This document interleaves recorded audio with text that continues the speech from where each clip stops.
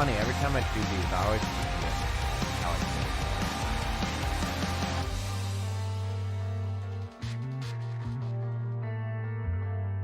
I saw you dancing like heavy smoke.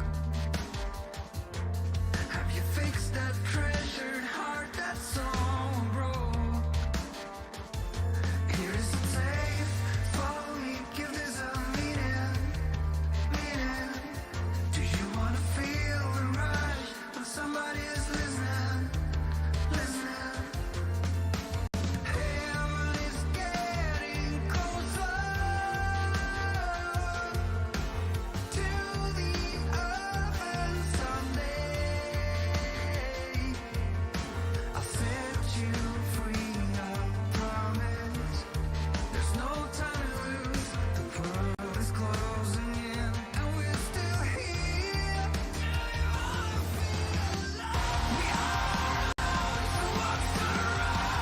Ignore the bald man on the screen. You're not seeing this.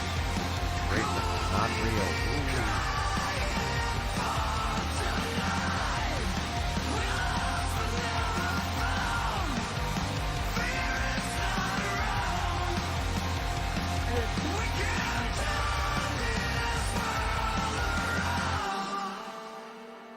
This will be the end of treason as we know it.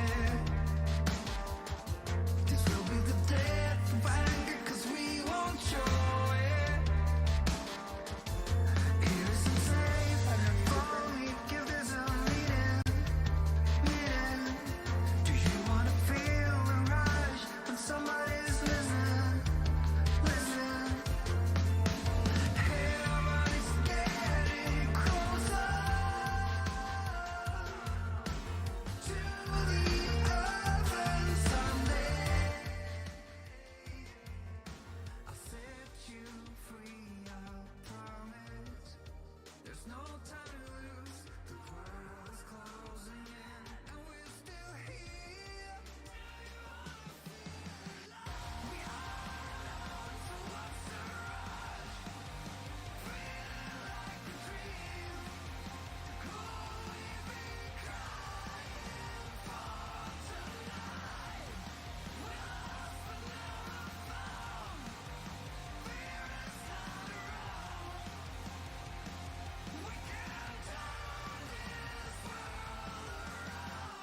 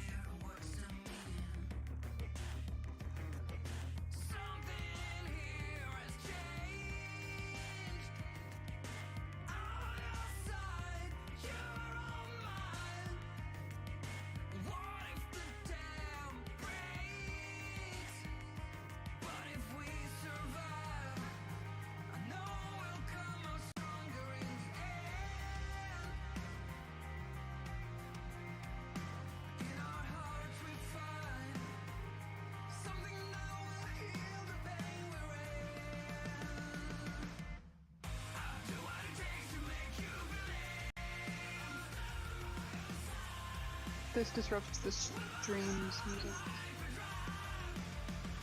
Us doing this off. It's offering.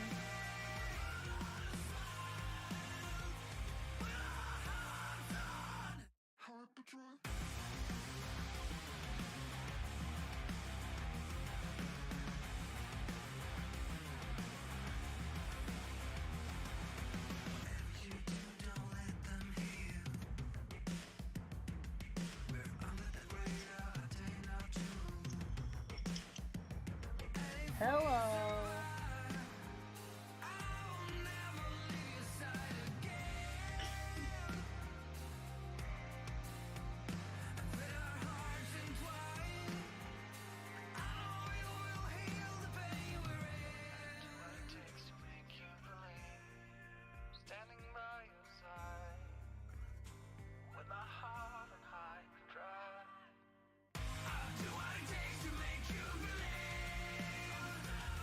All right, you guys can hear me and Discord, right? Ah! All right, that was Discord. I just had to scream because Lindsay wasn't by the mic. Actually, your microphone should be in her ear bones. Talk. Hello? Yeah, that's from her ear bones. My ear bones, they're working. All right, so you can see me. Lindsay, you can see me. I don't see a discrepancy or delay. Babushka, dushka, dushka. Agreed. La la la la la. Okay. So now when I'm looking here, how rude is it to the person I'm actually talking to? Not bad at all. Kind of like a Zoom call. Okay. Because I want to look at Bubbles. When I look at your, do you see who that bowl is? How it might hinder my ability to see the screen. So if I'm looking here, I can do it. I'm looking here. Looking here.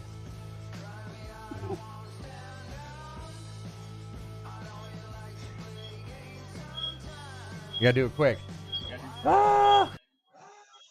All right, y'all. Now, none of this happened. You didn't see any of this. So let's go back.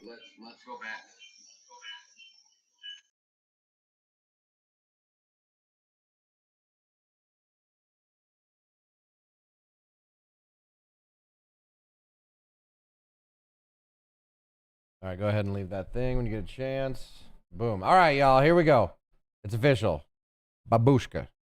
Lindsay is softer than Marcus and me. That's okay. We'll adjust it for Bubbles specifically once he's got a very nice microphone. He sounds very well. I wish my audio sounded the way Bubbles sounds. I can't get it there, man.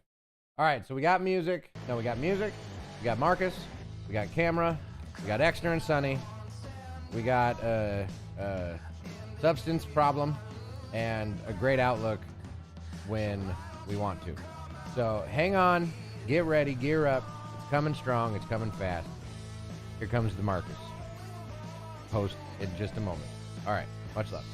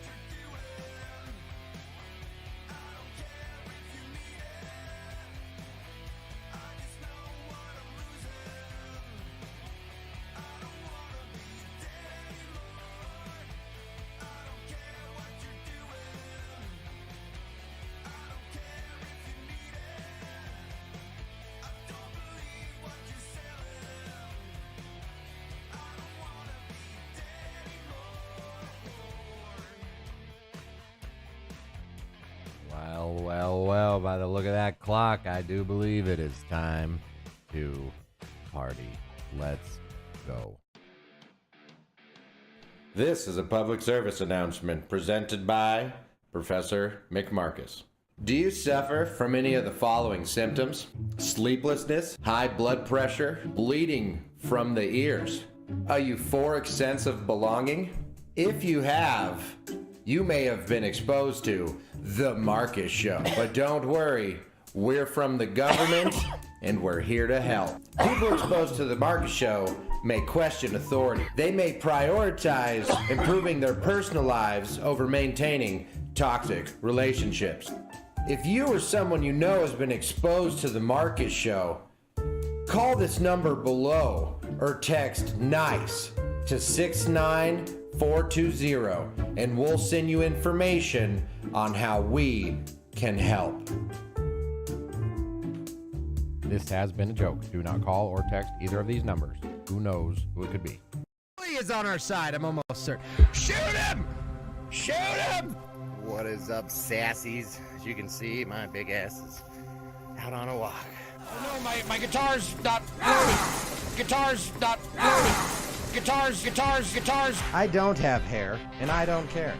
I like to stream on Twitch, turn those videos into YouTube videos, and make new friends on the internet because, in real life, it's a little dicey.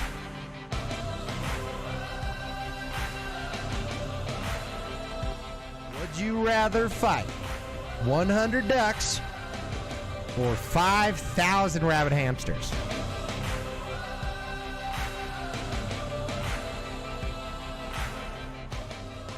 The ducks, for sure. I'd get tired. I couldn't kill them all.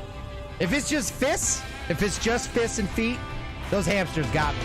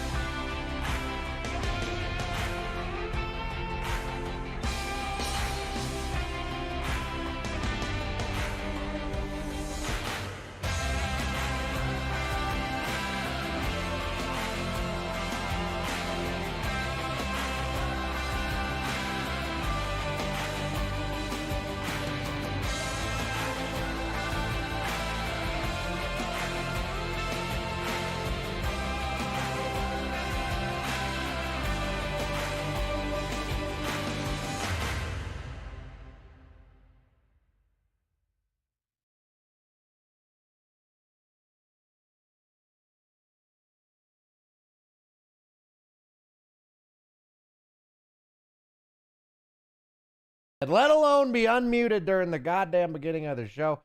I got distracted. 1 second. For the love of all things chicharron. You gotta see the bald man in all of his glory, god dang it. Okay? So good morning and welcome to the Marcus Morning Show. How the hell is everybody doing today? I can tell you what, my friends, I am scatterbrained. My tummy hurts. And I'm doing damn good in spite of all of it, right? Because ultimately, what do we got? We got this one life to live. Oh, and we're just going to live in the best way we know how. Okay? And that's what I'm here for. I'm here for the party. I'm here for the adventure. Okay? I'm here for some disco. That happens on occasion. Okay? And I'm here for you. I'm here for you guys because I want to be here for you. You know, ultimately, I do enjoy making content. I do enjoy editing. I do enjoy entertaining. It's awesome. But one thing I don't like doing is anything at all ever. I mean, it's pretty crazy. I do enjoy a lot of stuff. Don't get me wrong, y'all. I mean, I'm a doer. I'm an enjoyer of doing things. How's that music? I do like this song. Yeah, it does seem a little loud. Seems better. That seems better because I still want you guys to hear it, but I always forget that Lindsay's got the superhuman hearing. She got the peepers of a mole, but she's got the ears of an eagle. Okay, are eagles known for good hearing? You tell me. Everybody likes to give all the credit to the eagle's eyeballs, the peepers, you could say. Okay, bats hear pretty well. Who else hears pretty well? You know, it'd be interesting just if I just made a list, just a list of nonsense. You know, it's like top 10 best marbles, right? I used to collect marbles, kind of. Meaning, one time I found a bunch of marbles, then I hung on to them for a really long time. That's how I. That is how I collect things typically. Oh man, I'll tell you, it is so. Let me kind of talk about yesterday. Let me talk about yesterday real quick, because I can tell you right now, it was a day. Okay, it was a day of errors. It was a day of me thinking my computer was breaking and still kind of thinking that it's breaking. It was a day of a lot of editing, tons of editing. Exner, I got a banger coming later. You gotta remember, Exner, when I edit these things, like I literally think about you guys. I think about what exactly, or who's gonna enjoy this. Who am I making this for, right? And I can tell you, every time I see Exner be like, oh, I love the videos, I'm like, yeah, that's why I do it, baby. That's why I fucking do it. I really do like making these videos a lot. They're pure effort. You should see how pissed Lindsay and I are when we're doing them, man. It's not fun. And it's probably my fault. I'm a hard ass, man. Like I like to accomplish goals, and I'm not the nicest about it. Like I do just believe in like, hey, we all got a common objective. Let's fucking do it. You know? And it's an attitude that gets things done. I just wish I could tone it down so that it's more fun, you know? Because poor Lindsay, man, I need a helper is what Lindsay needs a helper. I don't need a helper. I have the best helper in the world. I couldn't live and function without Lindsay, man. And I need like a little minion. I know it sounds so fucked up, but every supervillain has a minion. Every hero has a sidekick. It's because to be great, you need support, right? You can't do it alone. You really can't. And having a support structure around is so important. And there's different types of support. There's emotional support. You know, there's mental health support. There's work support. There's chess support. I mean, we got all the girdles in the world, right? Liquid Sloth, hello and welcome. And exactly, God had a minion with Jesus. I mean, everybody who's done something fantastic has had help, right? It doesn't mean that they're any less amazing. It just means that to be amazing, it does take a village, right? And a lot of times you have like the beacon individual, right? The person who drives the city, drives the movement, drives the idea, whatever it may be.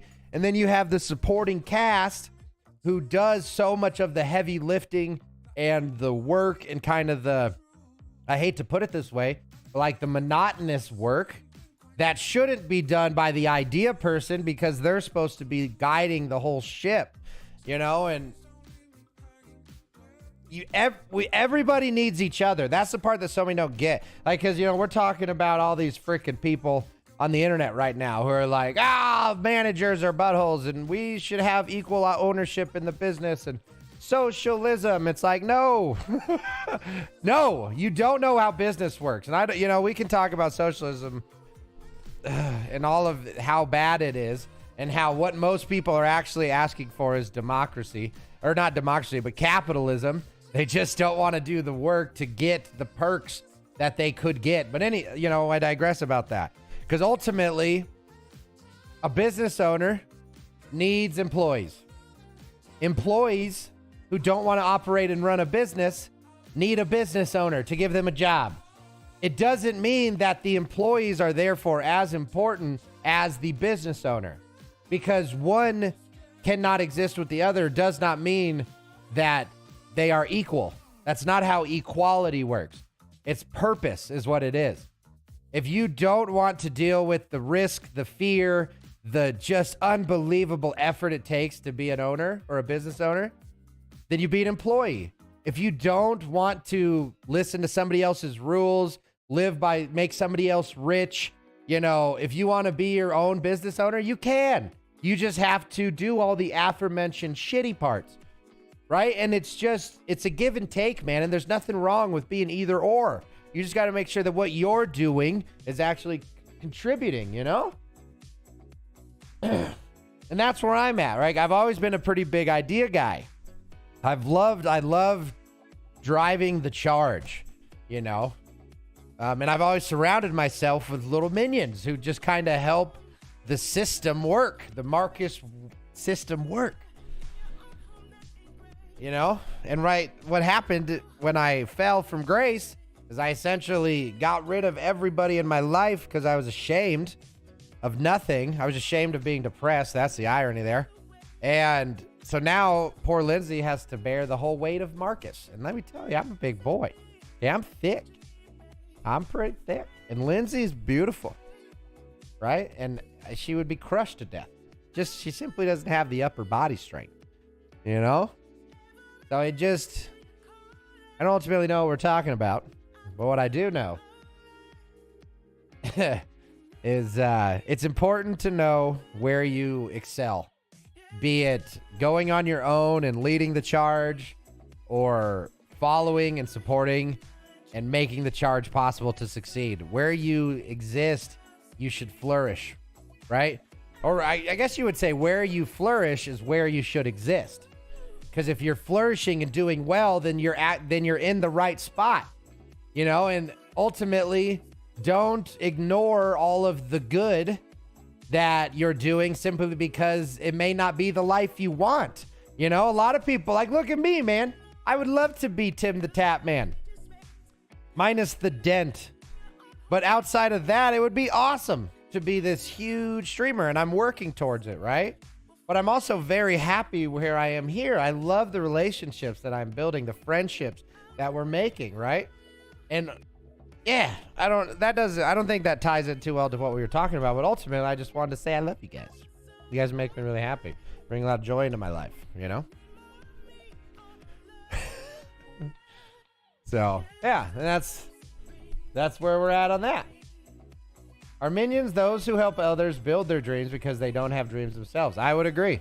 I would call it the support role. People who truly enjoy watching others succeed and don't mind being told, like, what to do, right? And that's not having a dream of your own, I think, is a misnomer that a lot of people who don't want to necessarily, like, start a business or become a streamer or, like, you know what I mean? Like, they don't want to be a manager. They want to show up to work. They want to do their job well. And then they want to go home and then enjoy their life that their work is providing for them, right? That is a beautiful life to live, right? There's nothing wrong with that at all. And yeah, that would be like what a minion is. It's not a negative connotation in any way. You know, it is definitely there. A minion is supportive. It's helpful. It's encouraging. You know, it is like it's the Robin to Batman. You know, it's the Crypto to Superman. No, I'm not doing Superman's son. I can't think of his name right. Because I mean, Crypto was Superman's sidekick. You could argue Supergirl, but not really. I wouldn't. That Supergirl was a sidekick. You could also argue that Superboy. But again, I wouldn't support that narrative. I don't think Superman had a sidekick in the traditional sense. Superman was a little too, you know, he's a little high up there to have a sidekick. Yeah, Superman, he's the exception, right? He's the guy who can do it without the help. I mean, well, you could argue that Lois, nope, she was strong, independent woman, man. Lois was a badass. Just because she got kidnapped all the time, that doesn't mean she was weak. She was such a badass. She stood up to those fuckers all the time. So, like, she just didn't have superpowers. So what are you going to do when you get stolen by or kidnapped by people who have superpowers? So she most certainly, Lois Lane was not a sidekick. The closest, and I mean barely closest, sidekick to Superman would have been Billy, whatever his name is. Kenny Rogers. No, it's Billy Batson. He's the little booger eater, the photographer. I know his name. Jimmy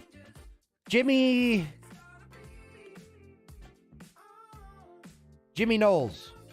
No, it's Jimmy Nelson, something like that.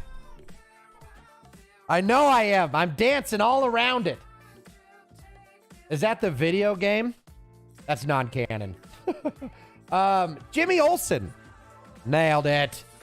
I was close with Nelson. I was getting there. Jimmy dies in Injustice. Is that the video game? Injustice? But ultimately, he still wasn't really a sidekick. You know, he wasn't hanging on to Superman's cape, just, you know. Nobody could keep up with Superman. That's why he didn't have a sidekick. Oh, spoilers. Hashtag spoilers. Grounded. Liquid, you're grounded. I don't know what from. So Captain America had Bucky Barnes. So he did have a sidekick there. I mean, Iron Man, did he ever have a side? I mean, Pepper Potts. Yes. I would say Pepper Potts, sidekick. But also super supportive role. And Jarvis, not a sidekick, though. Not a sidekick. How did we get onto this? I have a lot of information, though, when it comes to superheroes, though, apparently.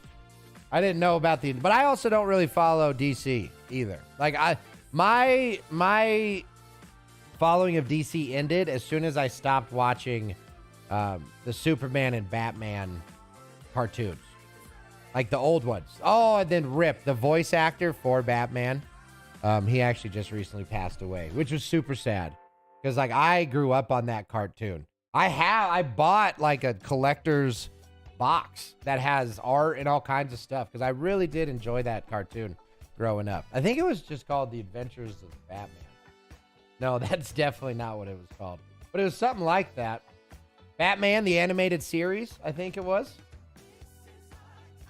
It was the best one of all the Batman cartoons. I don't care what you say. Can't prove it's not. I think it's Batman, the animated. Yep. Babushka. Oh, excuse me. So this guy right here.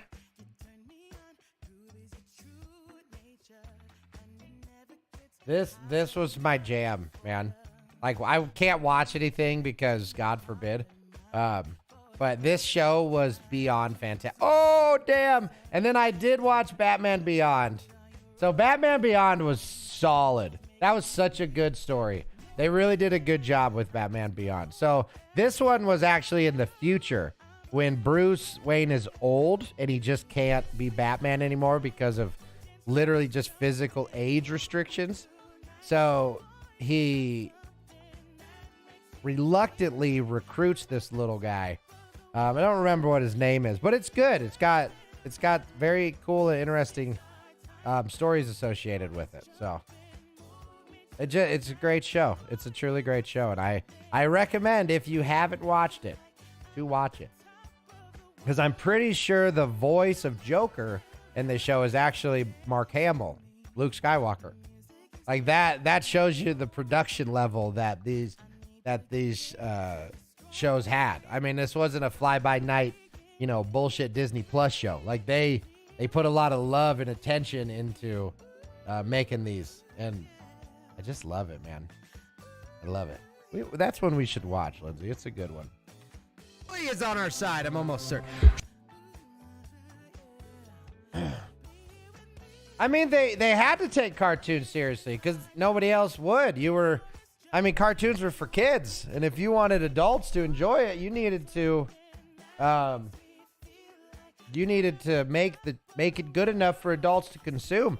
Because if it was stupid, man, people aren't going to eat it, or they're not going to put it in their bodies. They're not going to consume it.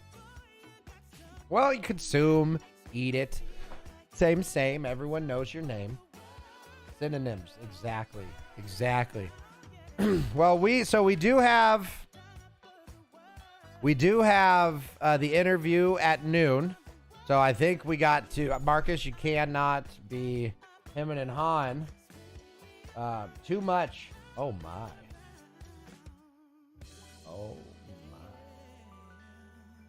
Let me, what the, whoa. Whoa, whoa. Hold on a minute. Woo! Okay. Wow. Did I get away from anybody else or just Marcus? God damn. All right. All right. Oh. Man, I tell you, I'm a little off today, y'all. I'm not gonna lie. I'm working.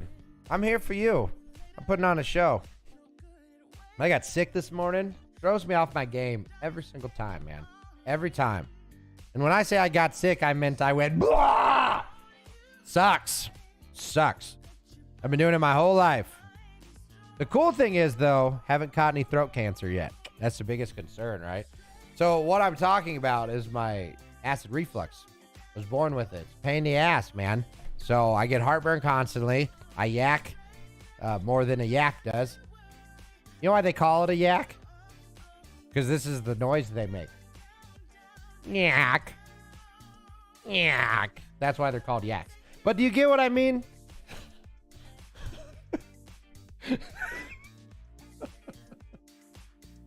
It's like the yak was the original Pokemon. Like, imagine if that's what our animals were named after. Like, dogs were like, dog, dog, dog, dog. Cats are like, cat, cat. Chicken, chicken, chicken, chicken. Like, I can't imagine like a rooster. Like, if that was a, if that was the animals or the noises animal made.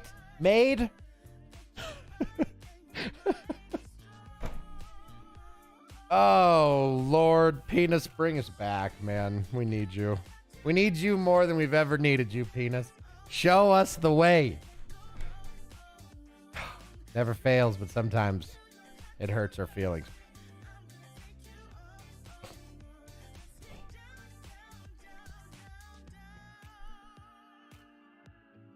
Oh, man. Oh, Exner, I saw earlier you said you weren't feeling well. What's going on? Is this new, or are you just having a bad time with the current? Wow. Okay. DEI.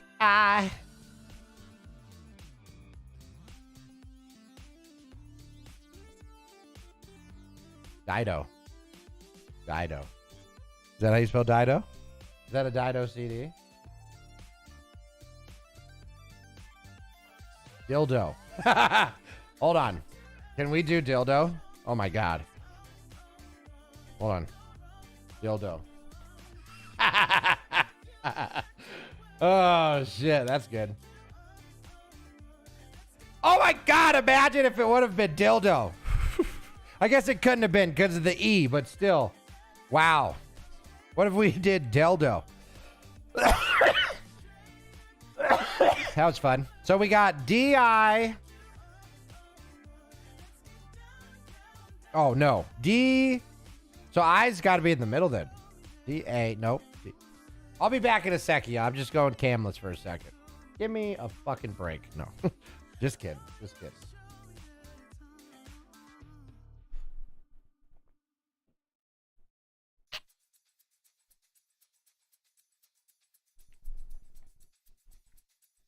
I'm always with you. Even when I'm not. Never forget that. No S. Duet. Dually. No L. Dang. I don't. Excuse me. It could be. So not an I or an E. R. Drill. Dried. Druid. Dry. Dre. Dread. Dreader. Dream. Drive. Okay, I'm sorry. Stop it. Extra Lindsay was throwing pencils at me again.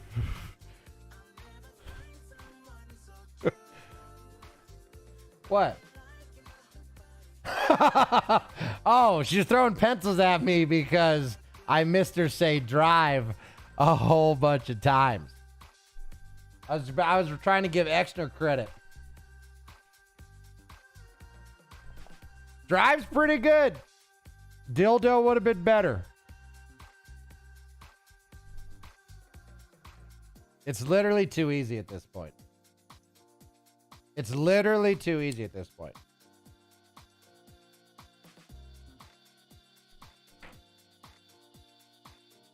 And we are dominating the 4th position on the global leaderboards. Let's go. Great guess, Exner. Oh, no. I mean Lindsay. GG's. GG's. Oh, man. Oh, dying would have been good guess, too. Liquid, you might be behind. You might want to refresh. All right, we're back.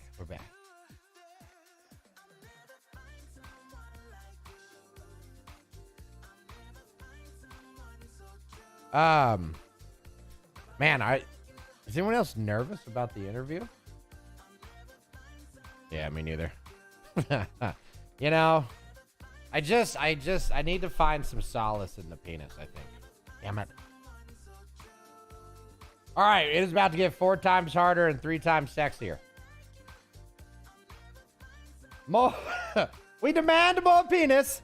So we got this one, right? P.O. Poppy. That's a horrible guess. Yes, we do have a new word. That's right. Because we gain a D-L and an O. And it's funny. So, all right, now listen. We gotta focus her up. So D-E-R.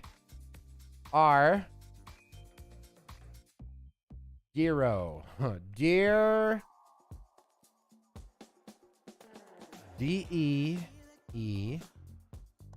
Del.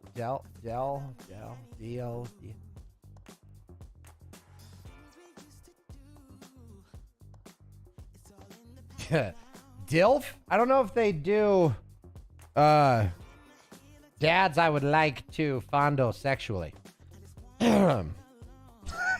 Oh, you guys didn't know that that's what the plural of DILFs stood for? Yeah, that's what it means. So D-E. Do what did he? Did he dumb? Okay, hold on.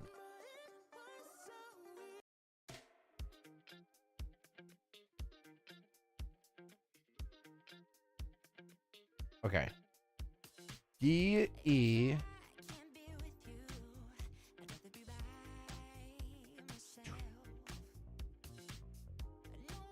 I feel like it's a double E, but that does, I don't want to do the double E.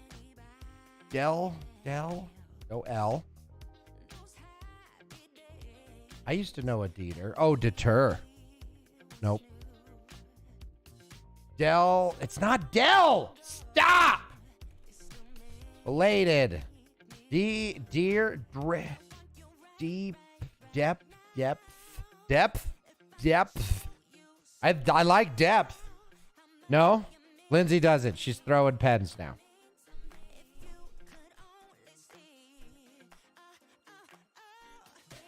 Why not depth? We haven't done T or H yet.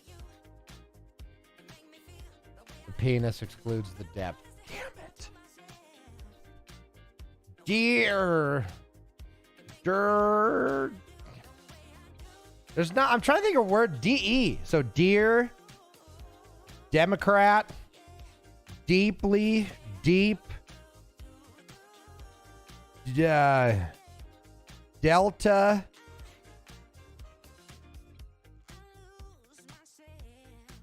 Deep, I already said. D. There's derp. Derpy. Again, I don't think it's accepted. That's a good word. Dear. Let's try to get an R in there. D-E-R. Dirty. Derby. I knew there was one out there. I knew Derby's good. Not good enough. Damn. Okay, but we did get an R, a B, and a Y. Fair enough. Ooh, look at this one, though. We got Preoe. Pierogi. Debug is also a really good one. But no B. Damn, debug is super good, but no B. Delete.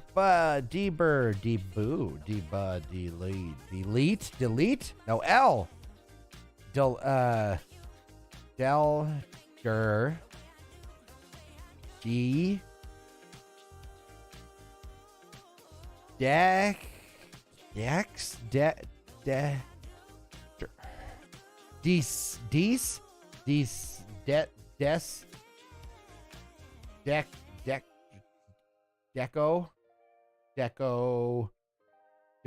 Decor. No R. No A for deers. Wow, we're getting a lot of words that surprisingly don't work.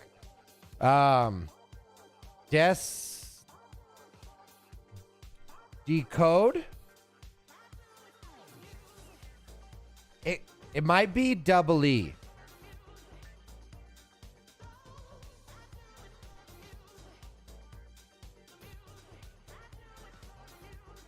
Wow.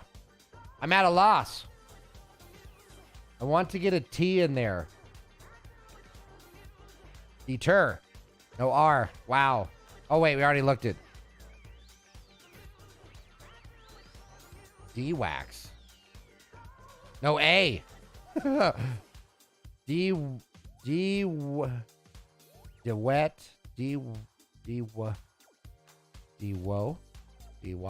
Dude.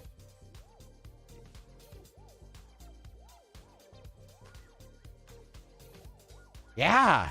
We're like, so we what words are left? All right. Let's pause. Let's see if we can slap a pickle over here. So we got an S. Juice. Deuce is really good. I like the feel of this deuce. I do. Are we sure?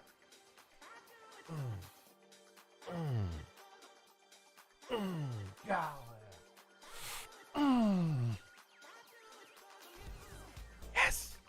We have deduced. Good Lord. Okay. This one's going to be our white whale. Just so you know. Anything that resists the penis will always be complicated and difficult. That was a good one, Sonny. That was a great deuce. That was a great one. It was strong. Took a while to come out, but it was good. I'm a child. So, in a world where we need something up here that we haven't done, what if we did...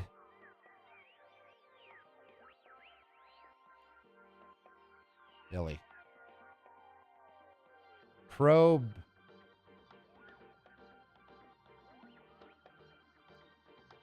Probe with a dildo. No B, though. To be or not to be. So, oh, man, at least we got Deuce. Deuce was a good one. I like Deuce. So, we need something that doesn't have anything that we've done yet. So, we could do, except for FO. So, we could go FO.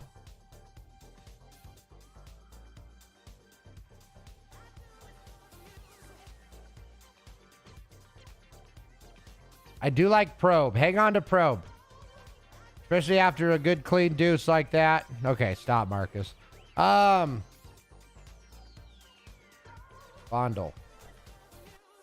What would be a B word?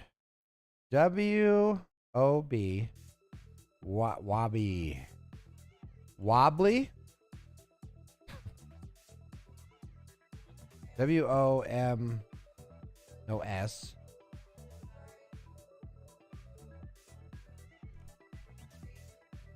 Forge.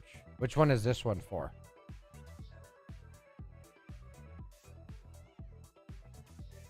I don't think Forge gives us is for any of the, so we got 4 guesses left. It means we get 1 wrong. We can get 1 more wrong and that's it. So I think if we did B, oh, we didn't do booby. Now we can't. Hey, you're good.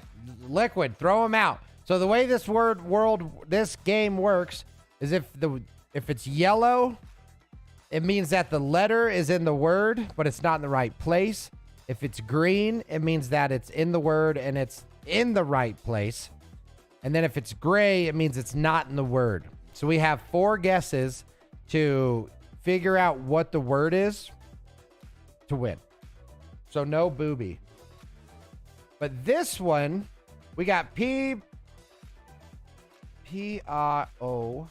no B, then something E, right? Have we done a V yet?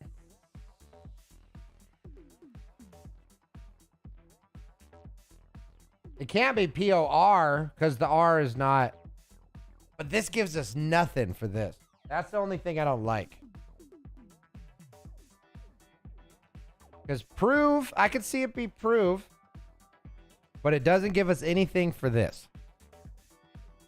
So that's why I think we should do like B. The B's throwing me off. Boofs. Because we got B-O.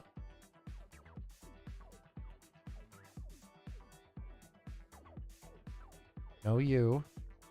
W. What about wobble? No, I think we already. Pacer. No A. Man, we need some. Okay, let's do O. So let's do B-O. M. Bomb.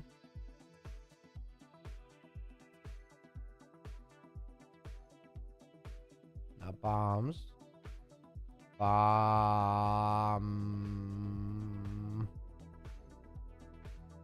Boom. Moby.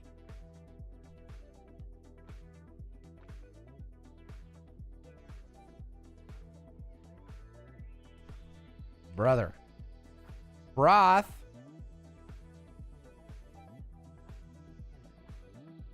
No R. I know there's no R, but it does get us some information and a TH.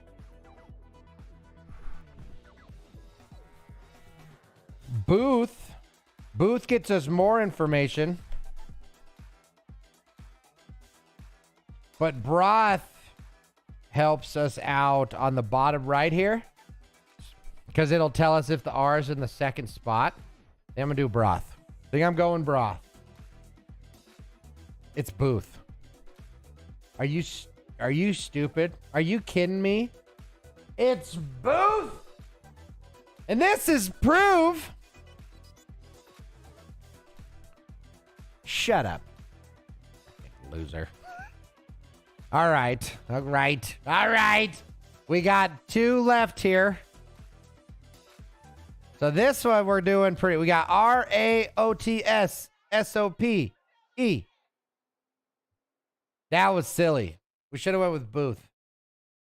If we would have had booby instead of dildo, think about what it would have got us. All right.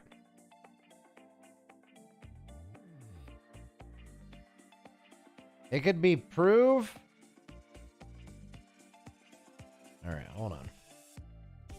This, what do we got? R-A-O-T-S. R-A-O-T. Roast.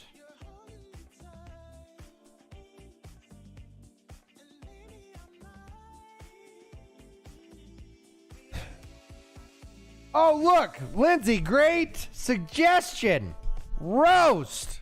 That's such a good idea that you had, Lindsay. Wow. You're so good. I'm proud of you.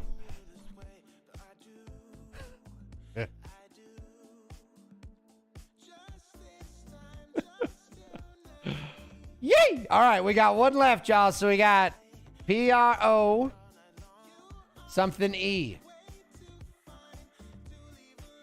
What could it be? We got PRO. Lindsay strikes again with another fantastic suggestion. What is up, Rex? Belated. So let's see. We got nothing else. We got prof. We got pros. We got proxy. We got proc. We got proje. Promi. I think prove takes it, y'all. What do you think? Hey, hold on. Look, hey, Rex coming in with prove. Let's go. Rex, we've been floating on this one forever, man. If only we had more people like you to come in and give such good suggestions that I never saw. Yes, sir. Time to get the pencils. Yeah, let's go. We proved that if you take a deuce in a booth, you'll get super roasted.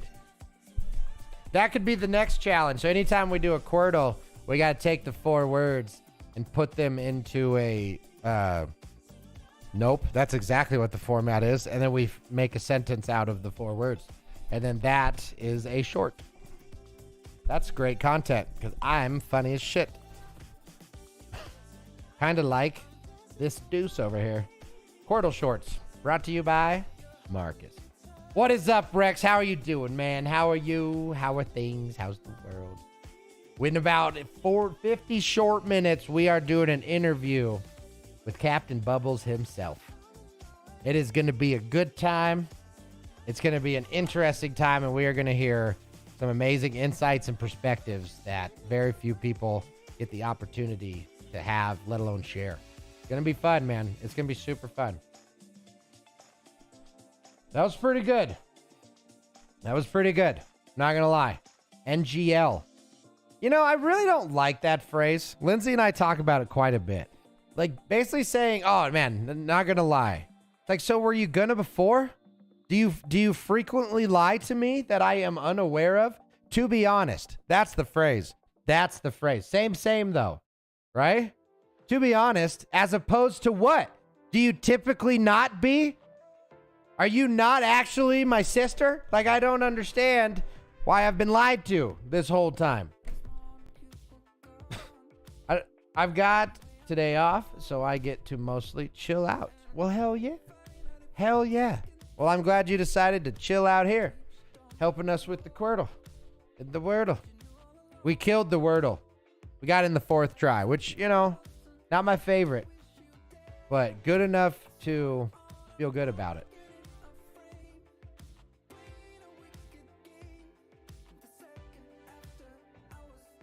You know, you guys have been really good today. Have you been good? I think you've been good.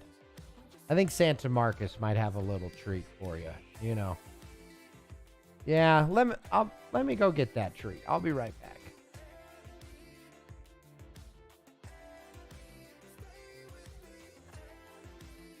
Oh, but come on. Yeah, I'll be right back.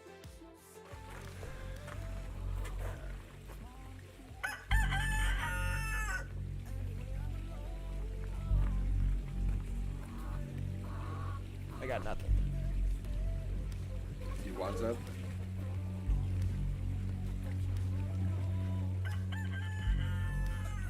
Sorry.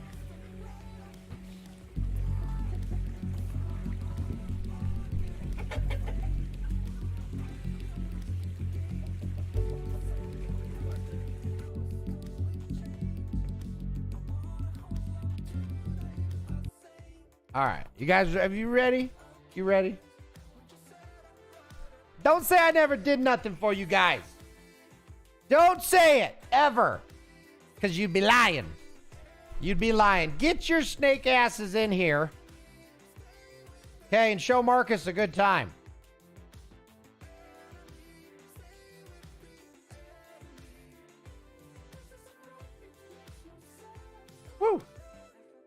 Tim Tomothy over here. Let's go. Is that Rensky? Rensky, get your beautiful soul in here. Because we got some slippery snaking to do. That's right. While we wait for the Lord and Savior Bubbles, we grow the snake army forever stronger.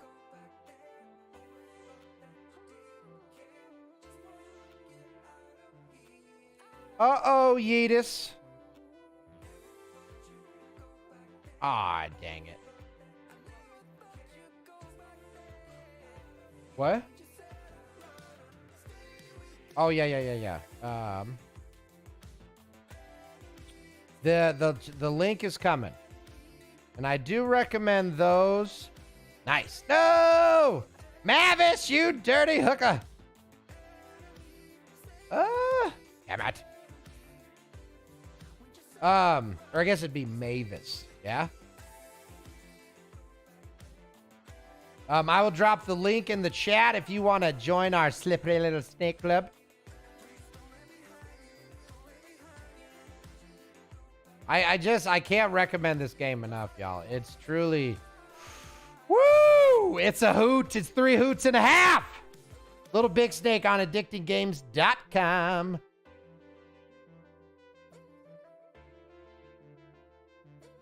Not only do I recommend it, I encourage it.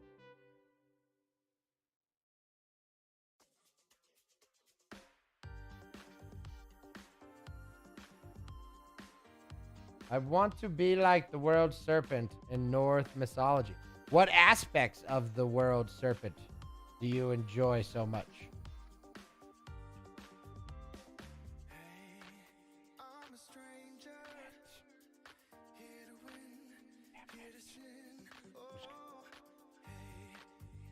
Or is that just your favorite snake? No, Bing Bong! No, Bing Bong! Double got us! We got double got!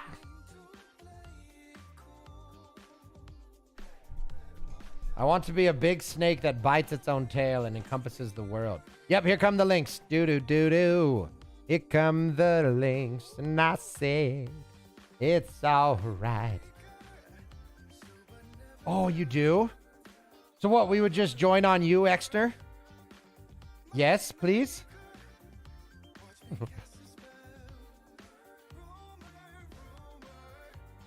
Oh, yeah, Sonny. Gear up for the lag. Let's do it. Let's do it. The snake army will come.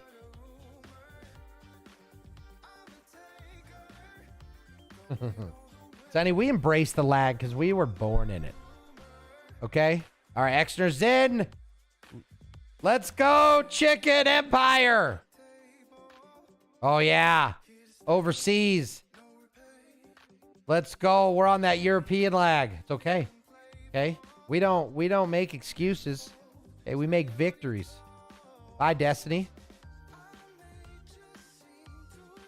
Woo! Man, that lag is good. You just gotta anticipate it, you know? You just gotta anticipate, execute. High level stuff, y'all. High level stuff.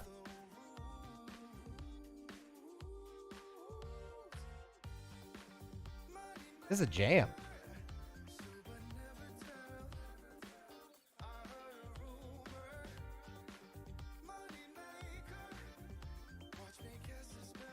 Might be a bad idea. You're too smart. Or too good. You're never too smart. What's this high level stuff? Bubbles, man. This is the next level of video gaming, brother. Okay? This is Little Big Snake, addictinggames.com. Super duper fun game. Very addicting, as the website is oh, Tommy! As the website so aptly names. Woo! Whew. That was a close one. Right? But it's a lot of fun. I recommend it. Woo! Dude, it's a blast. Great for community stuff too.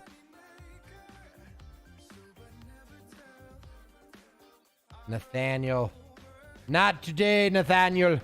You say, for the chicken army is relentless. No! Who's the bitch? That guy's the bitch? Oh, yeah, he is. Hey, little blue bitch. You think you go after my chicken army and not suffer the price, Beverly? Not today, Beverly. No! Why? Oh, that was Vape Nation, Sonny. No.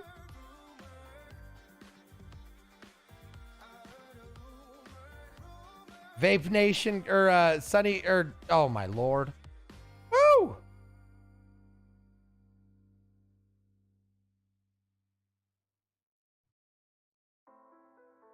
Beverly, you slippery snake.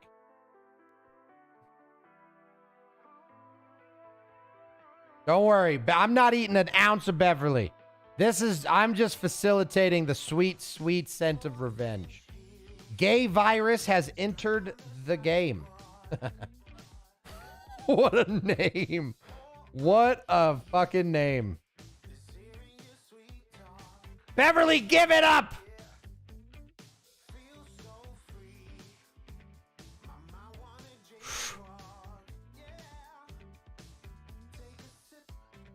Oh, Beverly, you slippery girl. Are you kidding, Bev? There we go. Get your revenge. Dirty Beverly. Watch out for Howard. Tongues out, guns out. Let's go. Nice. Nice. Woo. Bev went down. Ted, you're dead. We're doing so well. I'm proud of all of my little chickens. My little chicklets.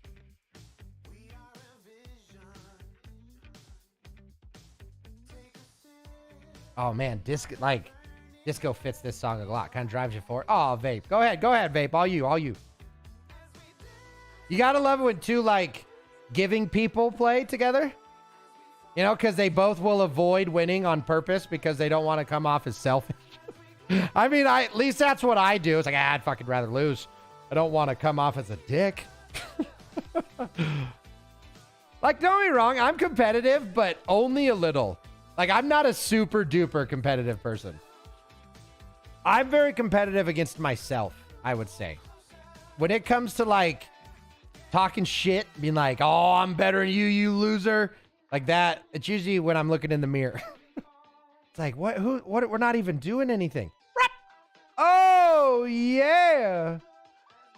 Wiggle, wiggle. Wiggle, wiggle. Who's Gay Virus?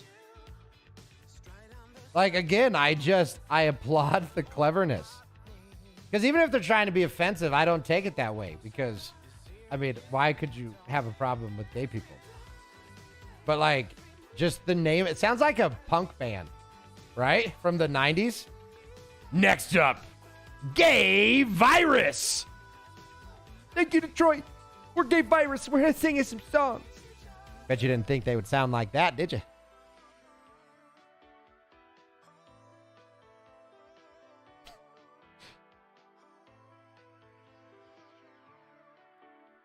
Oh, Jordan.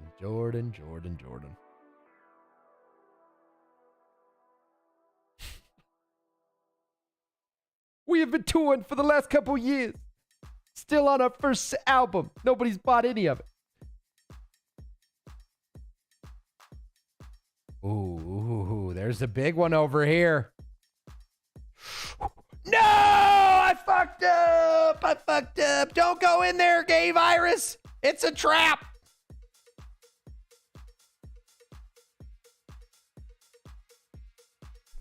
Marcus on some other type. No, man, this is all me. This is all Marcus all day, baby. Hey, it comes into the brain, and then the mouth speaks it. Boop, boop. Aw, Luna. More like...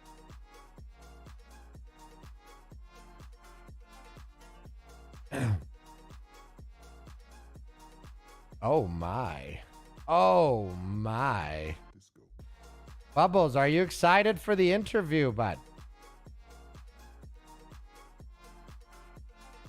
I got a special little treat for you right at the beginning of it. It's really gonna set the tone, is what I believe. Oh, Patty, peppermint Patty. The observing kind. Something that was made special for you. What kind of treats are there? I mean, I guess there's like sugary treats. Whoa! Whoa! Boom. Dead. I can't return. Hopefully I can go back for my kills. Boom. Holstein. Weren't they just in the news? All right, check it. Boom. Yeah. Let's do it. Let's go. They're scared. They're scared. Fiona. I always preferred you as the ogre. Your inner beauty is what mattered.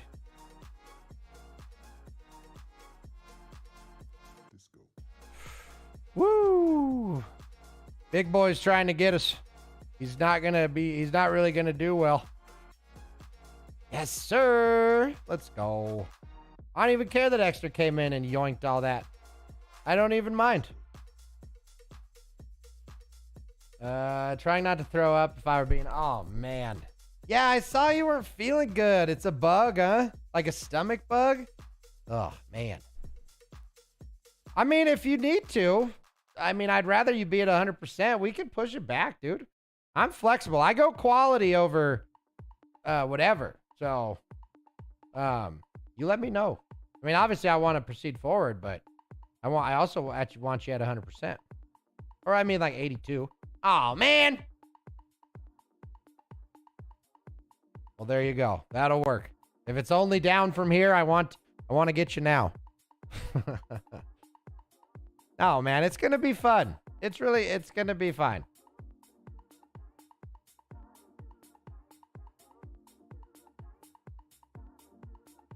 I think, I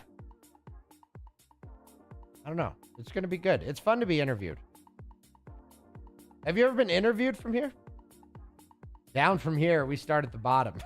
Well, in that case, we can only go up. Come on now.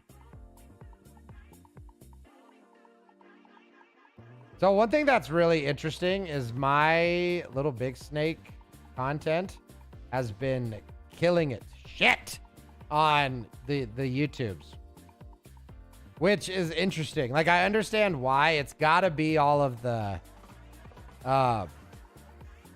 it's the same thing that makes us just play this game over and over and over.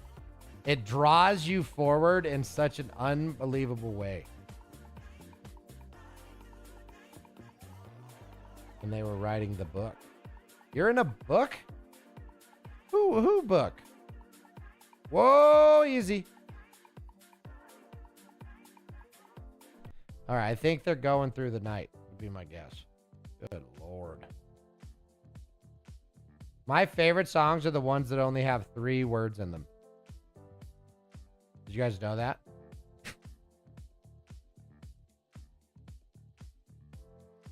Dang it. I feel like Big Blue Butt's got to go. Oh, I like that skid, though. Ada.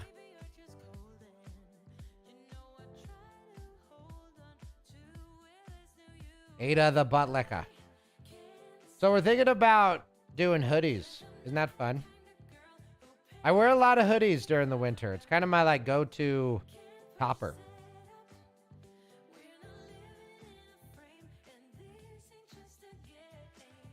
Oh, I love when those guys die. Uh-oh. Damn. The only interview I've done, oh yeah, was about a book. That's cool, man. I mean, they're really just conversations with cameras on. All right, y'all. It is 11:30. What are we doing? We'll do a little more of this. I gotta get in the mind of a warrior. So, Bubbles, I gotta know, man. Did you get the reference? And that's why you said baloney?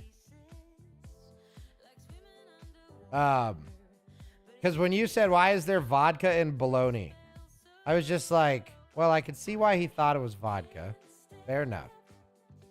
Where the hell did he get bologna from?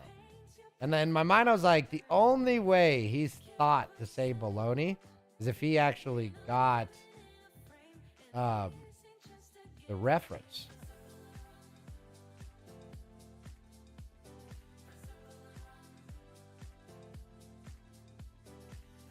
You could see bologna in the pictures.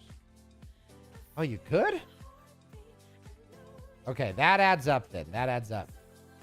So the word bologna. That makes sense. I didn't. Oh, eat it. Eat it. That makes sense. Okay, perfect. Let's get him. Let's get him. We as the Snake Nation are strong. Oh, my. Exner. Going in because I'm a tiny little boy. Yeah. Oh, damn. I could have slipped through there like a slippery little snake.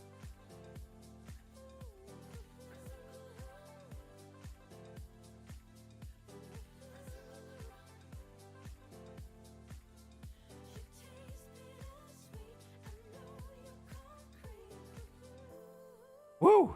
That was a nice little section. Yeah! Let's go, Mr. Belvedere. Uh-oh. This can't be good. Damn. But think if I didn't die there. I do a lot better when I have VIP and not on 200 million ping. How the hell do you guys play with me over here? Holy potatoes. I mean, the ping's bad. It's not too bad. If I played it safe, I could get a lot bigger. That's, you know, like if I didn't do those, because let's see how much better I do here.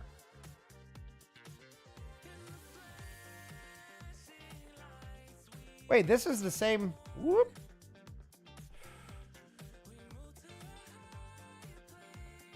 Is this the same? What? Alan, no! Okay. All right. All right. I'm starting to see what's going on here. Nothing. You know, another good shirt idea, floundering. Like we just have floundering. See, because I'm not really doing any better. I wonder if I switched over servers, if it didn't go back. Let me see.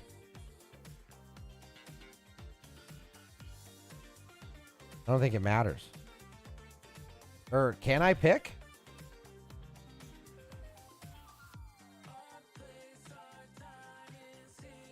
No, we're on Dallas. Okay. All right. Okay. All right. Okay.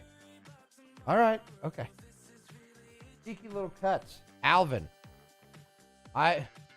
Liquid. I was gay virus, but got a phone call and died.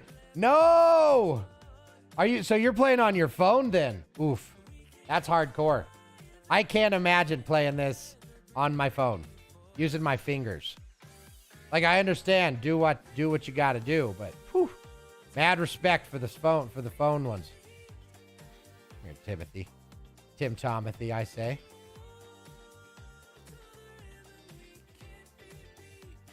Hey man, I get it. When the call comes in, you answer. That's what makes you different than the others. Okay, you're not afraid to answer that call. Much like our snake army. We show up. We show up strong. One unified snake force. It's all right if we got phone calls. We can't help that we're popular.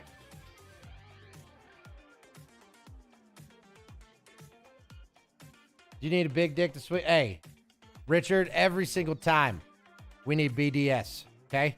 Big dick swinging. BDSE on Tuesdays. That's big dick swinging energy. All right? So the fact that you even have to ask means that your BDE must be a little on the low side. So if you need a top off of BDE, you just call me the I guess Flying J's of streamers. I wanted to do a really big gas station. Well, yeah, obviously now. That's Lindsay. I don't know why that worked. Woo! That was a head-on collision, Emma. Boom. New dating online. Why you do me dirty?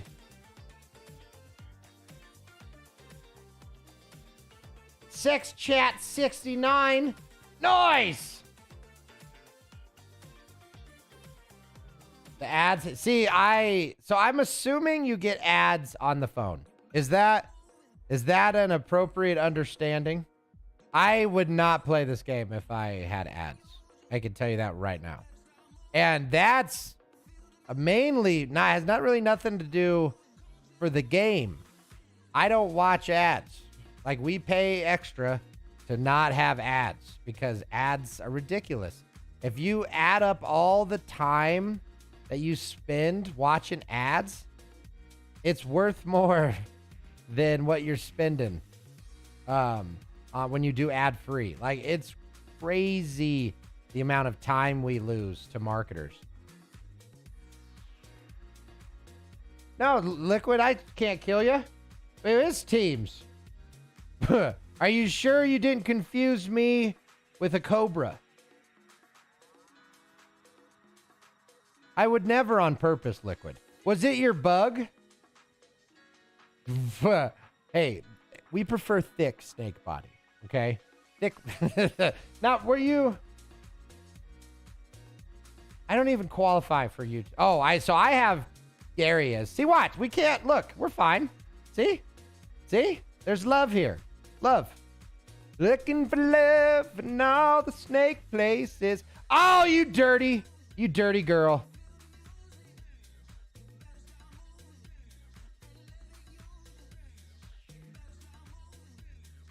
Ah, what a butt licker. Hashtag not sponsored. Hashtag would love to be sponsored.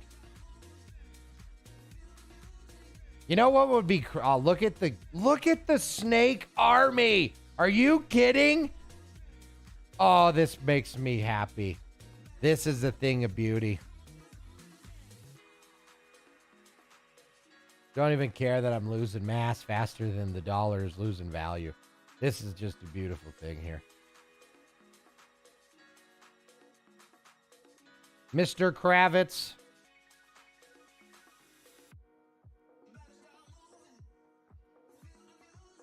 Oh, man.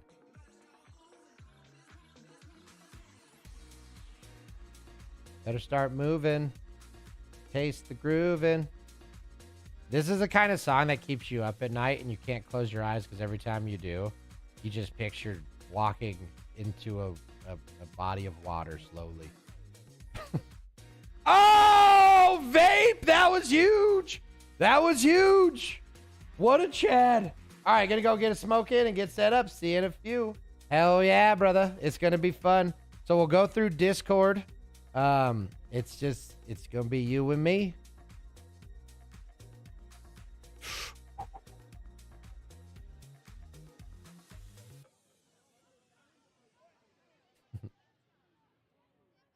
Much love, Bubbles. We will see you soon, man. Oh, excuse me. Because there's always a little bit of setup, you know? There's always a little bit of setup when it comes to getting these things going. There's almost always technical difficulties. All right. But in a world where we persevere, we shall persevere. We shall dominate the way we dominate the snake kingdom. Okay? I can tell you right now, there typically is only one way to dominate. Oh, and it ain't that way. It ain't that way. That ain't the way to dominate. All right, we're going to go in. I got to get some music going. We're going to go in and we're going to go hard. We're going to go hard. And then after that, we're going to do a potty break and then we're going to interview the king. Sound good? Booyah. I also just want to say how much I appreciate y'all. Anybody watching, hanging out, lurking, playing the snake game with me, like, much love. Much love to each and every one of you.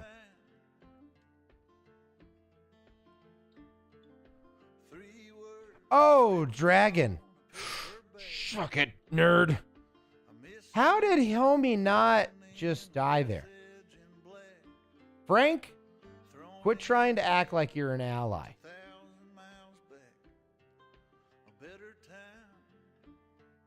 Exner's an ally.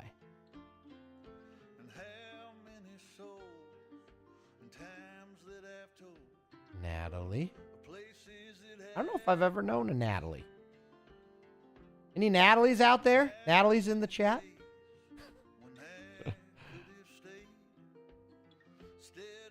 Oh, I'm going hard. Man, you know what today feels like? Tuesday. Feels like a Monday. You know what I mean? We got a like a Monday, Sunday, Monday vibe all day going on right now. What is this interview for? It is, he's actually, he's interviewing, because I'm starting up a new, website called Marcus's Men. And it's actually a daily, more or less a calendar, I guess you could call it. And he's going to be the first model. And he's not here to disprove any of that. So I'm just going to kind of roll with it for a little bit, you know? You're still alive, Sonny?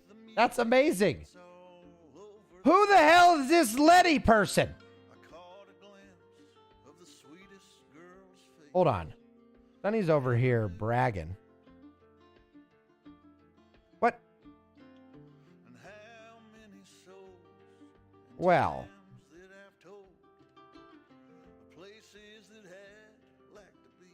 I do got to change off the blue one, though. Because I think everybody starts as the blue. And you're just asking for trouble.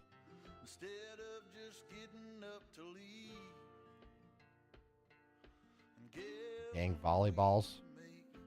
Come on. What is happening here? What is happening here? What is happening here? Is what I need to know.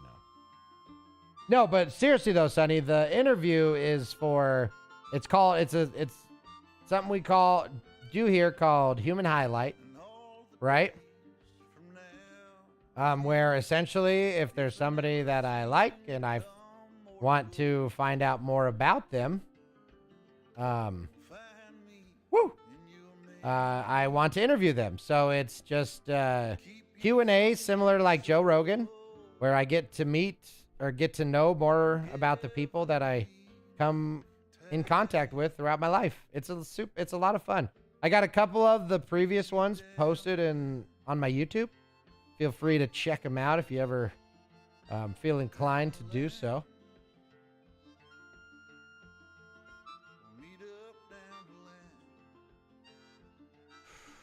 Oh, Ruthie. Ooh, what are you doing up here, little sassy minx? Oh, my. Now, if that's not satisfying, I don't know what is. Yeah, it's a lot of fun, Sonny. It's just a person-to-person conversation. Hopefully my mouth will be open a lot less. You know, but when you're as focused on the snake war as I am, I take it serious.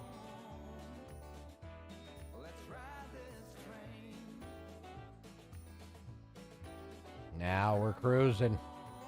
We're going 1,000 SPS. slithers per second. Right, okay. Shut up. Woo! No, don't shut up. I actually am not a big fan of that phrase. People should be encouraged to talk, because then you can help them be less stupid.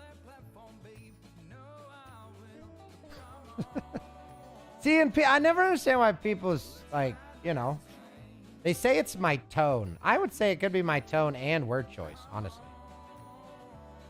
Because a lot of people see stupid as like an insult. Like, you're stupid. I don't see stupid as an insult. I see it as a goal. Or like setting a goal. You've set a bar, right? The bar is to not be stupid. And if you've been established as stupid, all it is just like, hey man, you're on fire. You might want to put yourself out. You know? I just think that's a nice thing to say to somebody, or a nice thing to do for somebody. Just let them know that they're on fire. Call me old-fashioned, I guess.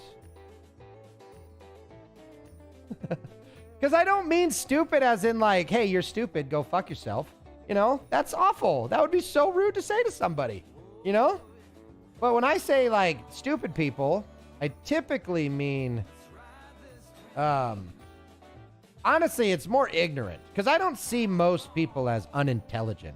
I truly believe that the general, majority of people have a capacity for good and like wholesome intelligence, just down to earth. Oh, that makes sense.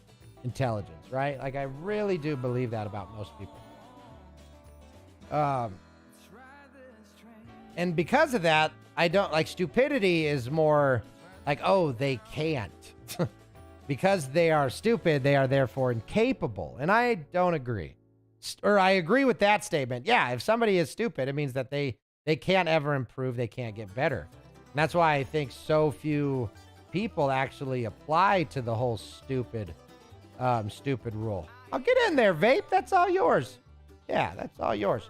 And a lot of times it really comes down more to they haven't spent the time to learn, right? Like, they haven't spent the time to get educated on a topic or a subject or an opinion, right? And that's not stupid. That's just lazy. So when I call somebody stupid, I want them to, I want them to smarten up a little, because I believe they can.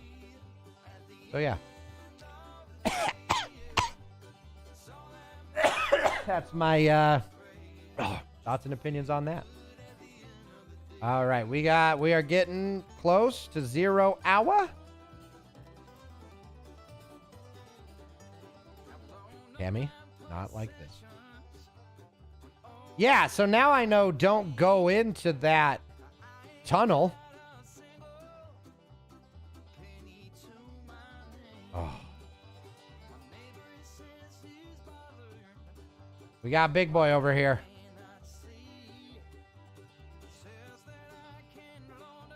Woo! Monkey cheese. That was spooky.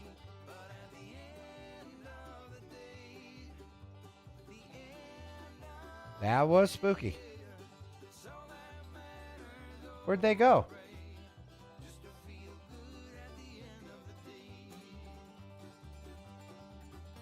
Oh, yeah.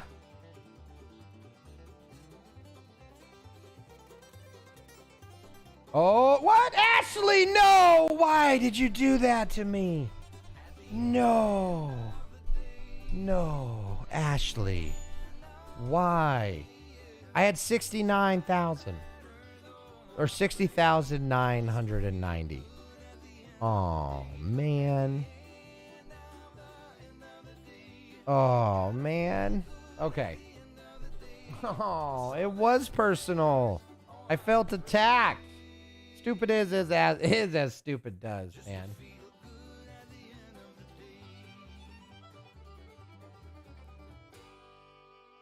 I'm still alive from last. You need to hit the play with... Yeah. Okay, that was from before. Man. Oh,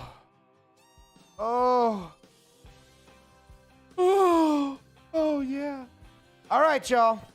Here's where the metal meets the road. Potty break. Come back. Connect with Bubbles. Set up the stuff. Launch the interview. Sound like a play? Sound like a plan? That's what I thought. Be right back, y'all. Don't go nowhere.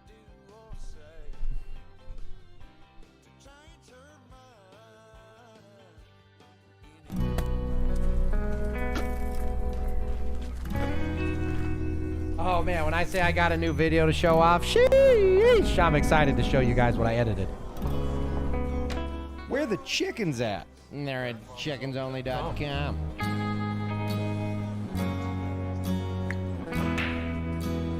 You don't have to be lonely at Chickens. lonely.com.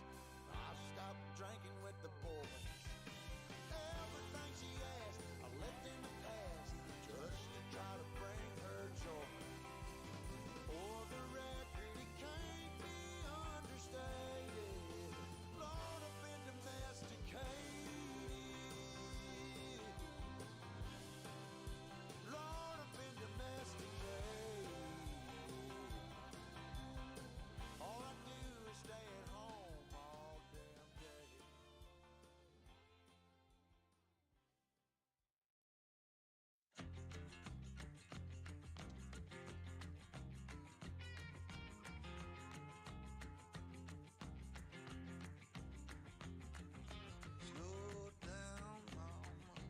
Why you talk so mean? Good Lord, Nashville, it ain't what it seems.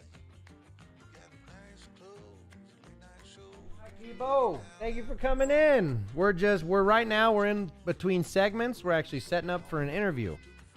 So please hang out, enjoy the chickens. Thank you for coming, and we will be back very shortly. Show Kesbo the love, y'all. Show him. Be right back.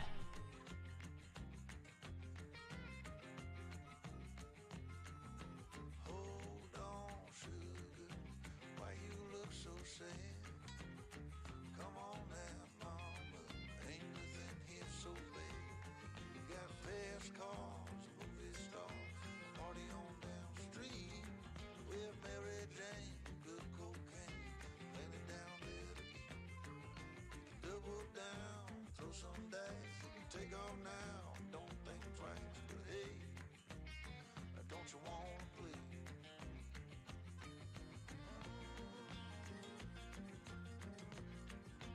Baby, come on.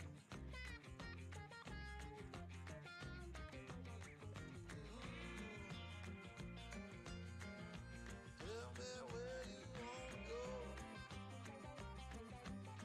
But baby, I don't work down there anymore.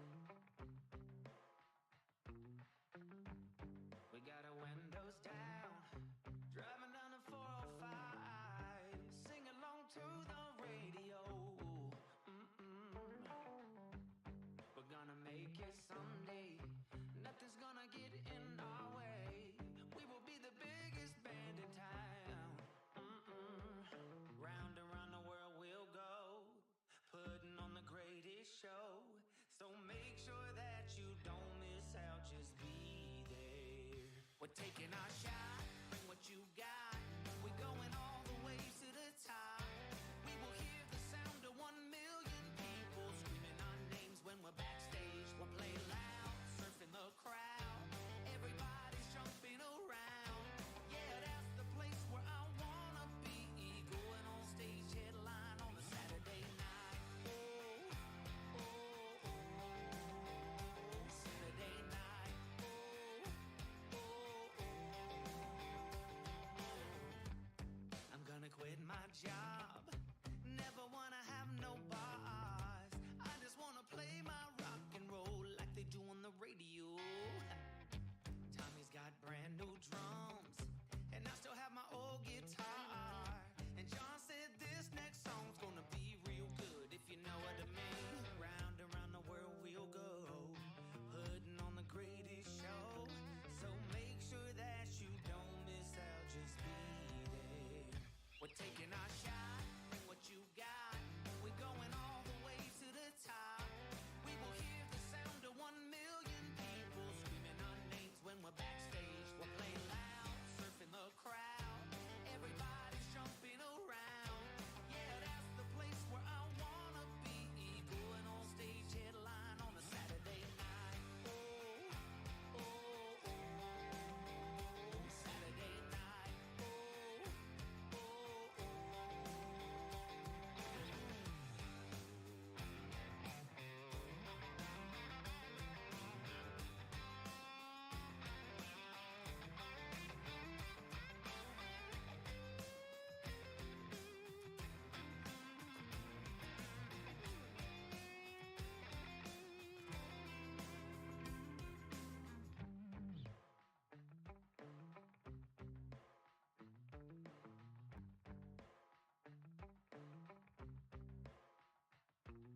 Round and round the world we'll go, putting on the greatest show. So make sure that you don't miss out, just be there. Oh, just be there. We're taking our shot, bring what you got. We're going all the way to the top.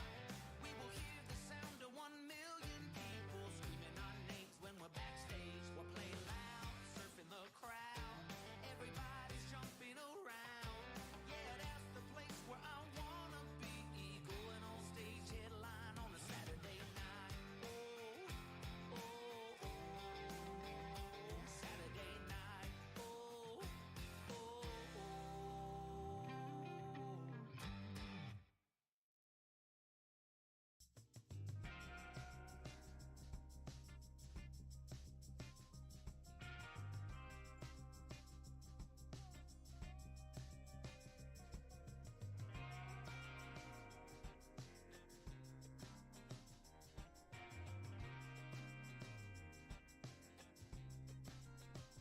Oh, I've been long gone, wanna talk to you. I've been hustling for so long. Oh, I've been thinking about the past, and it keeps me going on. Oh, but I can't stop, no, I don't stop. It's only I can see. Even if I end up all alone, I know my destiny. My mama told me we all bleed the same sun. Oh, prejudice and pride don't make you change. Just always remember where you come from. 'Cause I know you were born to break the chain. So I'm on my way. Yes, I'm leaving today. Are you right with me? See, I'm living that life. But I got a fire that burns so bright from the bad. Well, my friends, I do believe it is that time.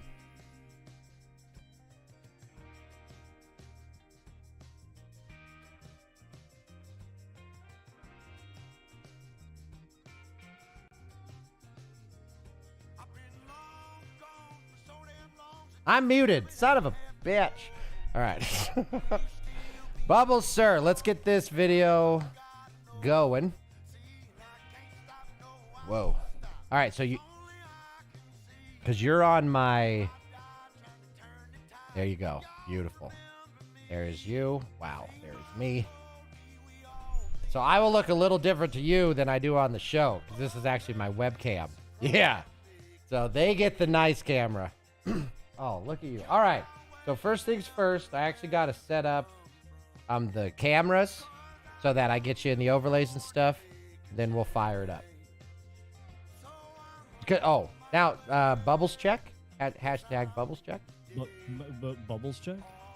I Is that a thing now? Now let me bring you up a little more. There we go. Yeah, you sound so nice, Bubbles. Do you know this? Like, why don't you do a radio show? It took me so long to like figure out audio and all that stuff. Yeah. It's ridiculous. Oh, it's my forever bane of my existence, Bubbles. I love video, but me and audio, we don't get along. Who in the world? Who's watching you?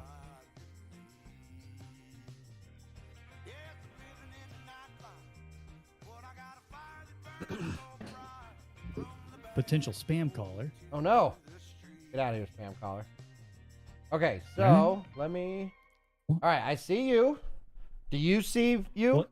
Does Bubbles? Do you guys see Bubbles? Do I see me? Yeah. Wait, what? Well, you will need to be watching the stream here in just 1 second. Oh, I've got it open. Oh, beautiful. Okay, because I got something special for you, Bubbles. Oh, I have so many concerns. You should have them. So many. But you know what? It's only because you know it's gonna be weird. Move me out of your box. No, get in my box. Okay. Oh, Rocky. You gotta pay Hello, extra Rocky. for that. Wait, I'm paying for this? Oh, damn it. I didn't know we worked out. I didn't know there was a charge. Okay, it's worth it, though. All right, I think we're set up, y'all. I think we are set up. Man, I have so many. How are you gonna use the Shure microphone, and then you're just gonna have a Rode Hey, microphone arm? because I couldn't afford the Shure one. Because actually, I did start out with a Rode. I have my Rode right up there. But the only problem I had... Which one? The the ZX. I don't know what it's called. It's the it's this one. I don't know. I'm a huge Rode fan. It's nice. It's super nice. The only issue I had with it is it picked up 2 months ambience. It's great when I do like cooking shows or when I'm recording my skits because it has because the Shure the amount of boost it takes. Like I had my Behringer pinned almost because the Shure just takes that much. I love the sound that it gives, but man, it takes some boosting. Okay, I think we are there.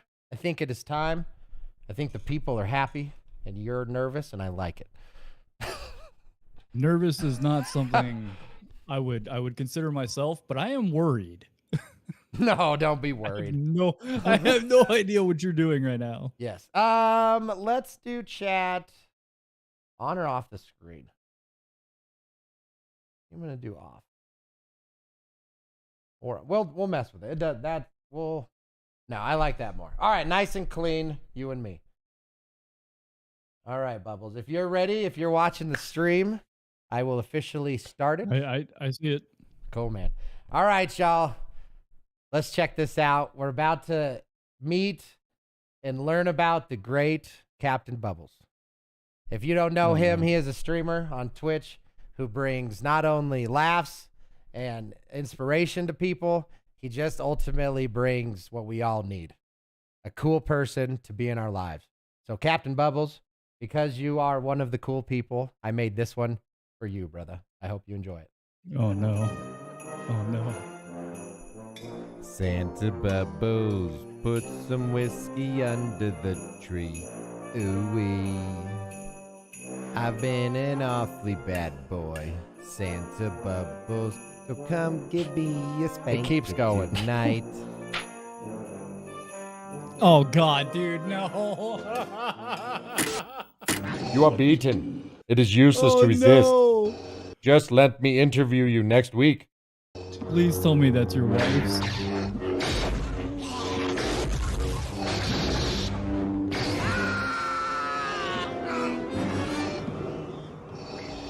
There is no escape. Don't make me destroy you. Oh no. Join me. With our combined strength, we can entertain the world and bring order to the galaxy. I'll never join you. You only knew the power of the Marcus. Did I ever tell you about that time? He told me enough. He told me you killed him. No, Bubbles. I killed Kenny. What happened to my beard? I had to trim it up a little, man. You had flyaways. No. It's not true. That's impossible. Search your feelings, Bubbles. You know it to be true. You did not. You son of a bitch. Man, I have to. My Bubbles has a first name, it's Kenny. My Bubbles has a second name, it's Bubbles.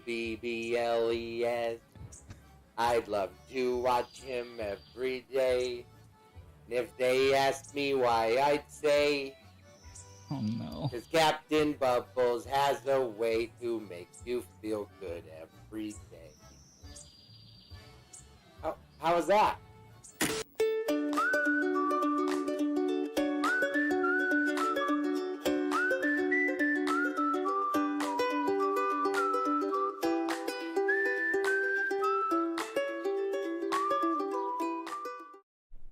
Well, Bubbles, welcome to Human Highlight, man. The place where we take people like you and we show you off for what makes you tick. You have proven yourself to be an amazing person that brings happiness to this world, and I can't wait to figure out why. How you doing, brother?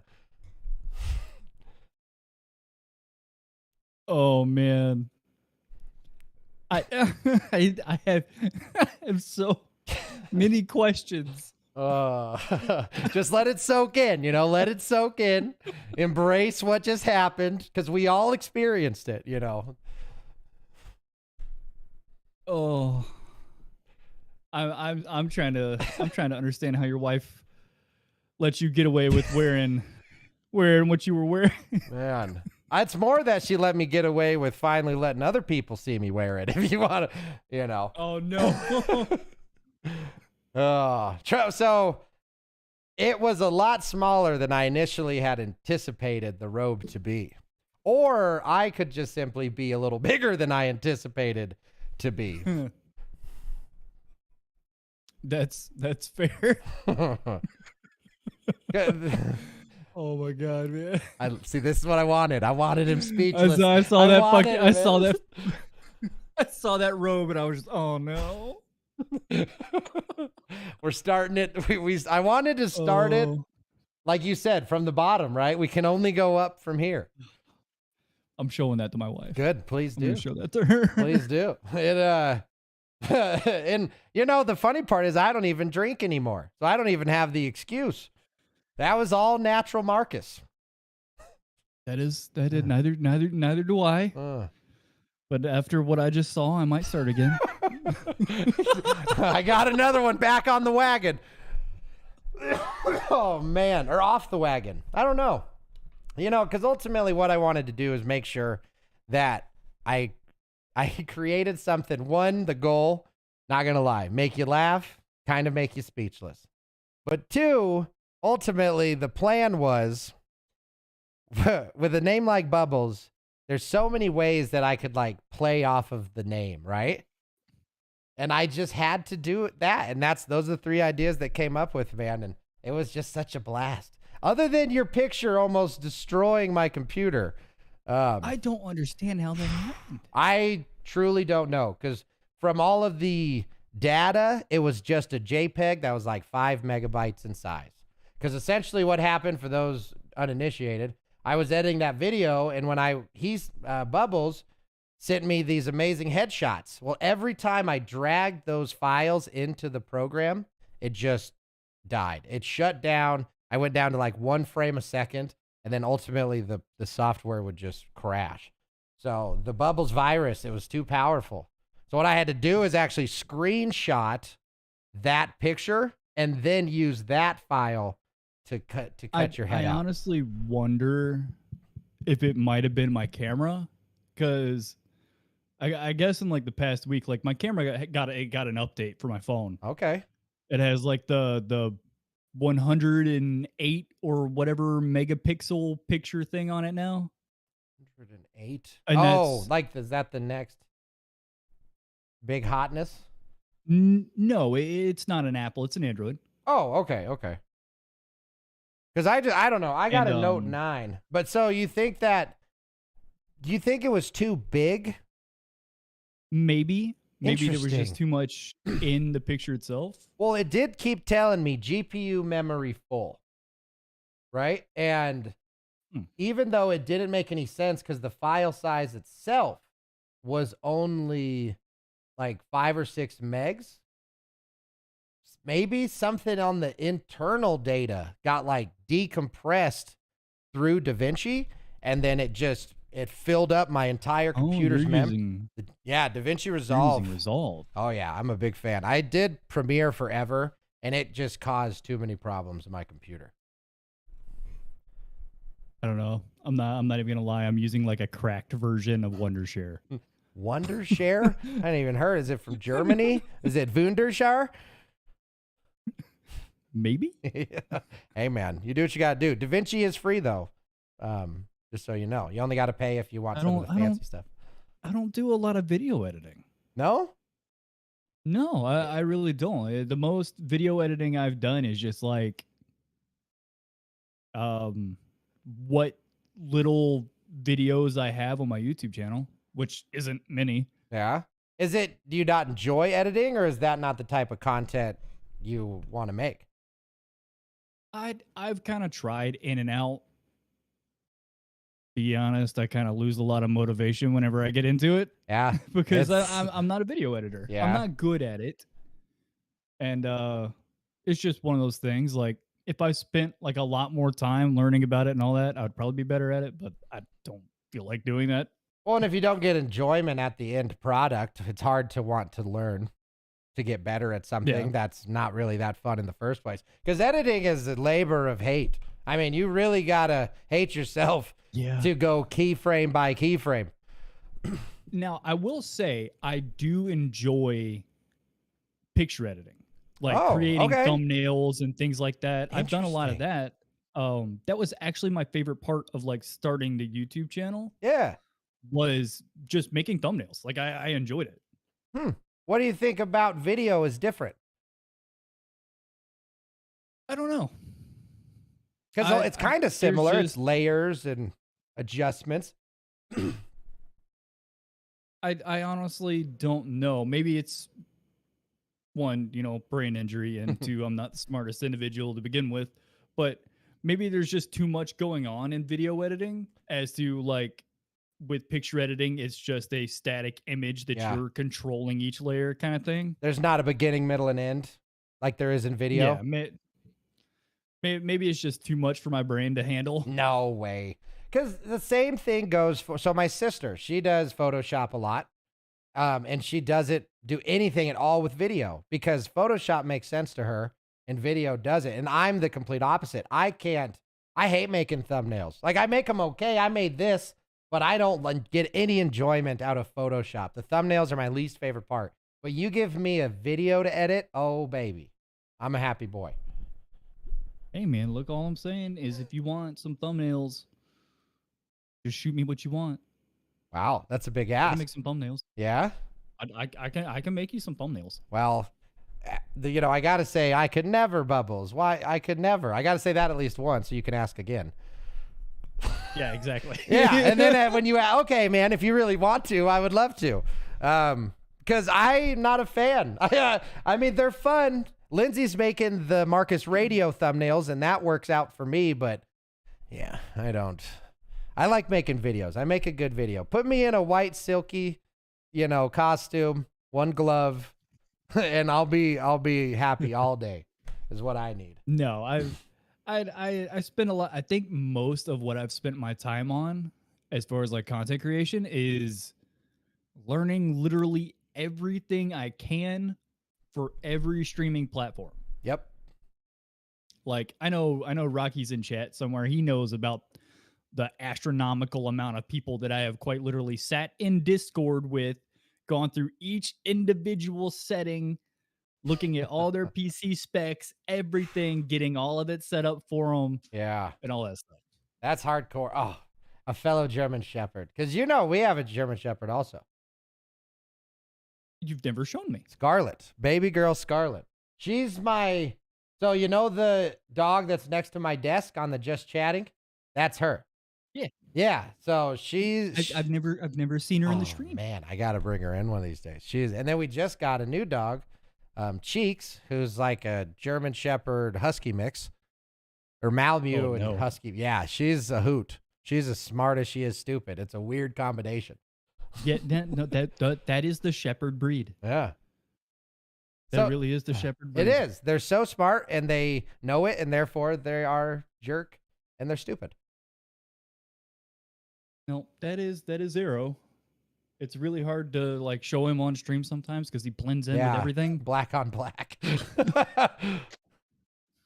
How long have you had Arrow? We've had him since he was like 1.5, 2. He is a rescue. Oh, good. We love rescues. Surprisingly enough, he is the nicest dog I have ever had. Yeah? And it actually makes me angry Oh. on how he ended up being a rescue. Oh no. Apparently, because we've had the x-rays redone and all that. Somebody broke his leg and left him out there in the middle of California. Oh my gosh. And I honestly don't understand why he's so fucking nice. Doesn't seem like he has a reason to. So he was rescued with a broken leg just on the street? Yeah. Wow. It didn't heal correctly because like his back legs, one will kind of like bow in a little bit. Yep. So that is something we have to keep tabs on. Yeah. How'd you find him? Through a German Shepherd rescue out here. That's so cool. So you're in Cali? No. Oh God. Okay. Well, that's not anymore. I was questioning things. Not anymore. Nope. Thank goodness, man. What was that experience like? How long did you live in California for? Well, I mean, it was for the Marine Corps. Okay, out so there on you Camp weren't Pendleton. like you didn't come out of the ooze. You were put there. I did live with my ex-wife outside of base. And it was not too far, but I just, to be honest, I didn't really enjoy like a lot of the people. I believe it. I know Rocky's in California and it's just different being out here in like North Carolina, out here in the country. You can actually look at someone and someone will be like, hey, Make eye contact with you. you do that out in fucking LA, you might get shot. Yeah. So I mean, it's like It's a completely don't know, I different just- I type wasn't of a fan. culture, man. To be in a city, But- because I've visited LA, and that's Ugh, about as far sorry. as I ever want to go. I'm not a city guy. I was born in the country, Colorado. It's not very city anymore, but same deal. Like where you wave at people that you don't even know. Like you stop and talk to your grocer, and you truly just, you're okay with life being a little slower. Now, obviously, as Rabbit is the best example, there are exceptions. Just because you're from somewhere doesn't mean you're an asshole. But the grand majority, I don't know, man. You can't live every day in a place you're not happy living. I 100% agree. And like when I got the chance, I left. Yeah. I literally drove from California to North Carolina. Wow. How long were you there for? Gone. Well, most of the time I spent deployed. Yep. So it was, not a lot of time like actually in the States there. Do you know the I was years? there for about 5.5 years. Okay. How many of those were deployed? 4 out of 5? Probably about 3.5. Wow. And do you guys in the Three and Marines, a half to 4? do it the same way where it like the Army, where it's because in the Air Force it's typically 6 months and then you come back, unless there's like the exceptions. But the general rule of thumb is 6 months rotations. What are the rotations typically for the Marines? I mean, for what you can disclose, obviously. As far as I'm aware, I don't have a lot of experience in non-infantry units. Gotcha. But our deployments were anywhere between 7 to 9 months. However, you can choose to extend, or something could happen to where your deployment gets extended or even cut short, things like that. I know my second deployment, I chose to stay and help the units like get accustomed to like the area and stuff like that they were in, things like that. Yeah. So, I mean, it typically for the Marine Corps, at least for an infantry unit, it's 7 to 9 months, if I'm not mistaken. Yeah, unless you choose. And how long can you extend for? If you choose to not go back. That completely depends. Oh, really? For me, it was I was going to stay for about 3 to 4 months with that unit, and then it was after my unit had left. Okay. And then I went and got myself shrapnelled. Little. Yeah, let's go with that. Yeah. No, I got myself a little boo-booed. Yeah. I mean, stepped on something that went boom. And I mean, we don't have to dive straight into the little boom boom as it's been referred to right now.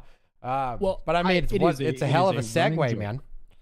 Huh? It is a running joke through anybody that knows me or anything like that. I am missing a testicle. Hey, I stepped on. How do you feel about that? It don't bother me at all. Do you have a fake one in there? Yes, I do actually. Now here I go. How long did you go without one in there? So, I mean, we're talking about some of my favorite topics right now is balls. So, wait, balls? Well, I mean, what do I love more on my body than those two little guys, right? So I want to see what it means to lose half of my favorite body part. To be honest, I had no idea it had even happened. Really? So if the doctors wouldn't have told you. No. As in like so basically I stepped on what is essentially just a very, very, very tiny IED. And it was something that like, the door frames for your home, right? There's the little metal thing on the bottom, just like a weather strip kind of thing. They had basically dug under the door frame itself to plant this and wired the pressure plate into the door frame itself. So that little metal thing that you step on whenever you're coming into your house, when I stepped on it, I saw dirt and a bunch of lights. Is that the only thing you remember? Any pain, any other sensations? Oh, the pain came after. Okay. It took a minute just because my body went into like immediate shock. Oh, I bet. But I had no idea. I had no idea it was missing. I just remember fucking laying on the floor and somebody dragging me for a minute, and I was just like, oh my god, what just happened? How? Because I remember running into this house. Yep. And then the next thing I know, I'm staring at the ceiling. Is it a moving ceiling because you're being dragged? It was I was looking at the guy that was in front of me that had already gone through the doorway. He just didn't step on the door frame. No. Huh. Which I'm completely okay with it. I don't want him to fucking step on something like that. But if it's got to be somebody, I guess Bubbles. I was running. It was literally like you played football, right? Yes. Not like in school or nothing. Yeah. But you know what it's like to get hit by a dude that like was probably too damn big to be hitting somebody. I did judo also. So that's I've been thrown. And you know what it's like to get turned I have upside been down. Yeah, that's what happened. Absolutely uprooted, feet you in know the what air. It's like to be seeing light. You know what it's like to be looking this way, and the next thing you know, you're looking this way. Absolutely. I mean, I feel you may have been a little more extreme in the injury, but it's unbelievably disorienting. So again, don't let me ask more than you're willing to expose, but I kind of ask want to whatever you dig want. deep, man. So you're engaged. I'm assuming you're engaged and entering a home for cover, or would you mind elaborating as much as you can on what you were doing at the time before? Pursuing. Okay, so you were in We were hot pursuing pursuit. someone. We were pursuing someone that had taken shots at us, Okay. as well as also trying to get to cover. But turns out they were just trying to bait us into the Wow. houses, and that happens all the time.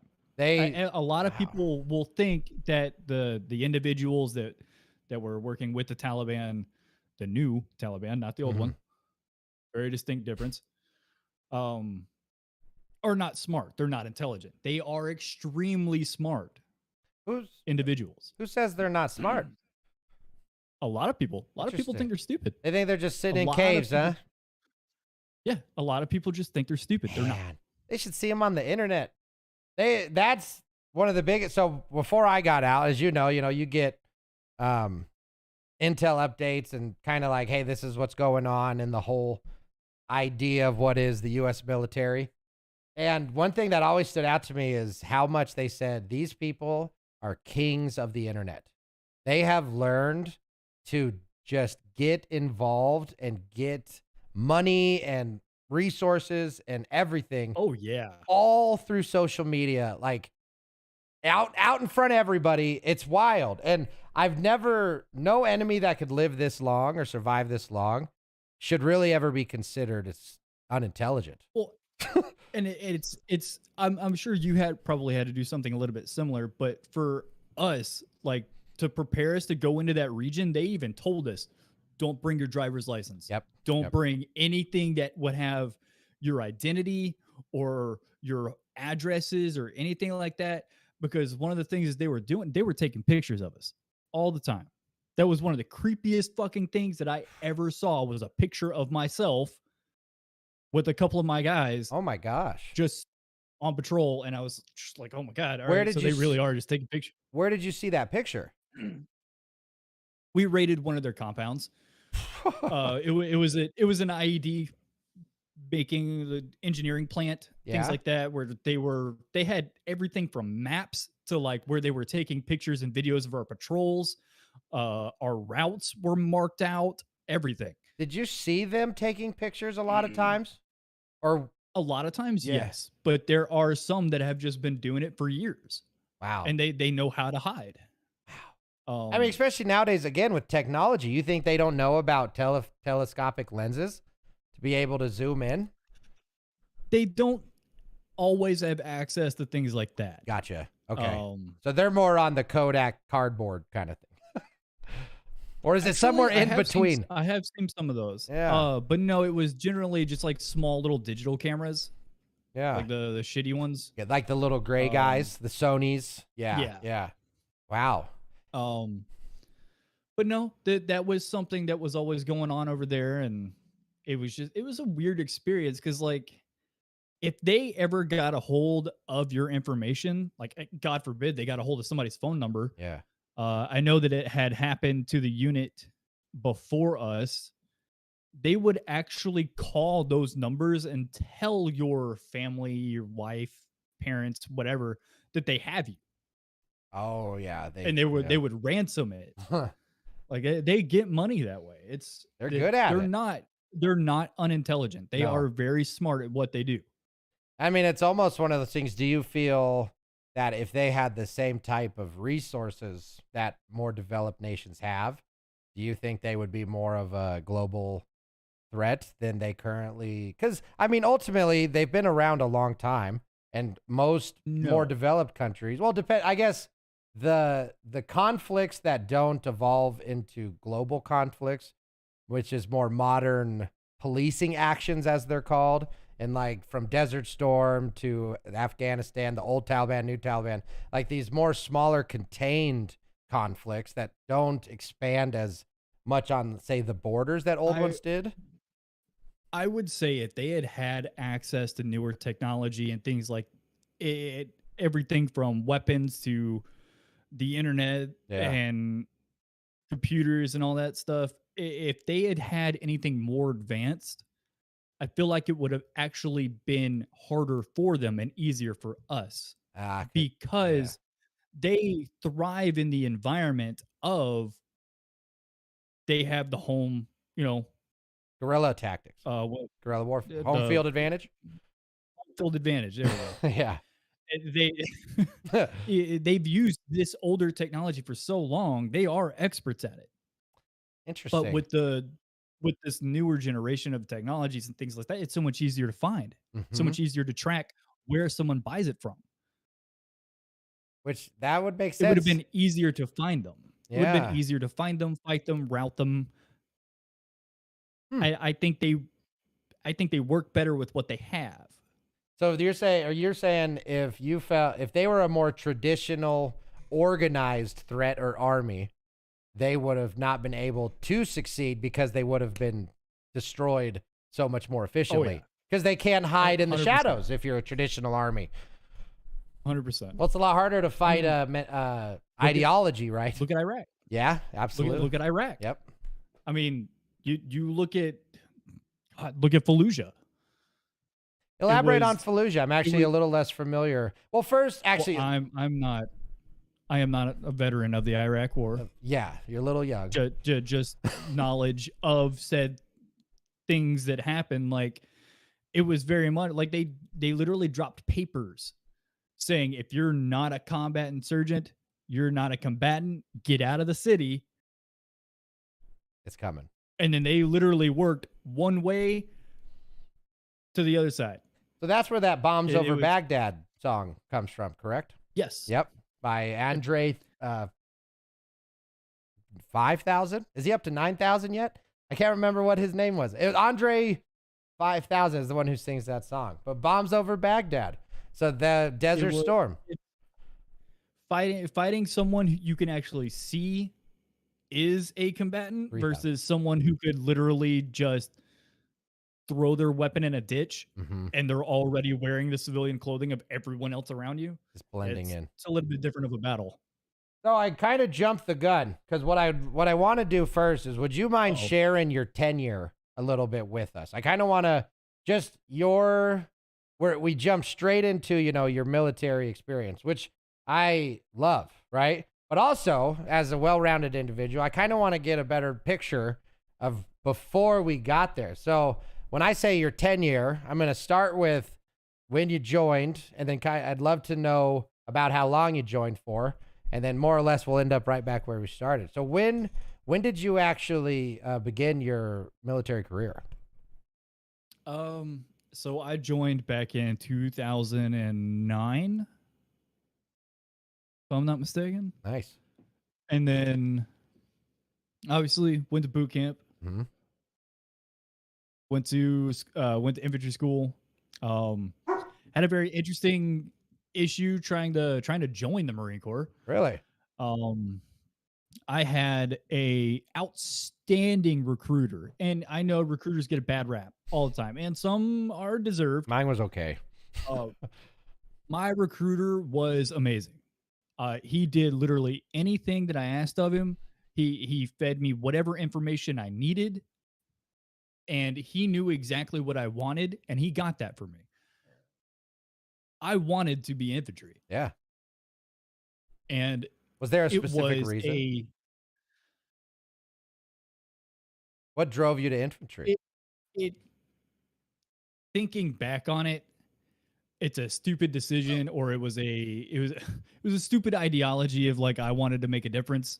Oh, I don't. Of I would just. no. I mean, just knowing, which is a topic for another time, Okay. what the U.S. government has done in some of Okay. these countries. All right. That I agree with, because that is a totally different topic. Because I myself, Yeah. same thing, man. I wanted to do something amazing, and that's why I joined. So the reality of the hope, I think, doesn't always match up with the reality of reality. So I get you. And don't get me wrong. Like I did feel like you ask anybody that ever stepped foot in Sangin, Afghanistan, you can distinctly tell that we made a difference there. Mhm. However, that was just I wanted. It was not the smartest reason to join the infantry. Risky. Just because it was it didn't really match the job. It Interesting. was just a younger person's ideology. Thinking So- back on it now, So your ideology didn't match the job. That's what you meant by that? yeah, Okay. it was. mean- it was definitely something. I mean, obviously, as But- much as you're willing, like, what was the most stark contrast between what you expected or hoped for compared to what you actually did?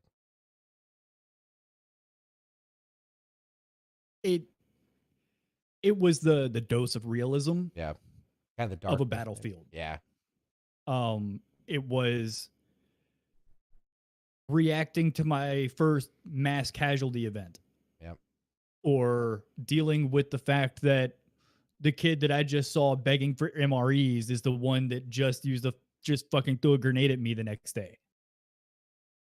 So being exposed So, to the evils of war and kind of doesn't match the movies. Yeah. No, it does not. Yeah. No, it does not. It is very something pretty distinct. And it don't get me wrong, in the environment that we were in, a lot of which we can get into whenever we talk about my deployment. The Taliban forces a lot of the civilians to do their dirty work for them. And it was just Afghanistan is just a nasty place. Yeah. It's not a good place. So before you got to Afghanistan, was that what kind of made your hope change to reality? Not hope, I can't think of the word, but your expectations, was it after Afghanistan that they started to shift, or was the reality, how long did the realities of what you hoped the military would be match? I'm saying it really poorly. I would honestly say When did your perspective I knew change? it was gonna I knew it was gonna be bad. Yeah. I was not ignorant of the fact of what it was going to be. I did not know at the time, but I had a relative understanding of what warfare was going to be like. I've always been a very logical individual, at least I try to be. That is actually not really what kind of broke me. It was the realization of what the human race is willing to do with it, due to itself. Yeah. It was watching someone use their own people as human shields, but then profess to everyone that they're the ones that are right. The hubris. It was something that, and we had the conversation about my lieutenant. It was shit like that that really kind of snapped me out of it. But yeah, that was pretty much it. Yeah. Like, it was, Afghanistan was not a good place. Yeah. So once you were snapped out of it, how did your new, I guess, perspective on life, was there a struggle that came from that new kind of reality that you found yourself living in? Because there's obviously the physical aspect of war, but more for had your worldview changed in such a way that you were at an impasse and not really knowing what to do with that? I would honestly say that it was more of a decision of whether or not I want to. Do I want to be a good person, or do I want to be effective at my job? Wow. And it sounds really bad, right? Sounds like a bad it place does- to be in. It sounds like a hard spot to be in as an individual. Well, because you have to think about it. Yeah. In a combat related job, to be effective, morality has to go out the window. It's not. the second you hesitate because you're worried about this 10-year-old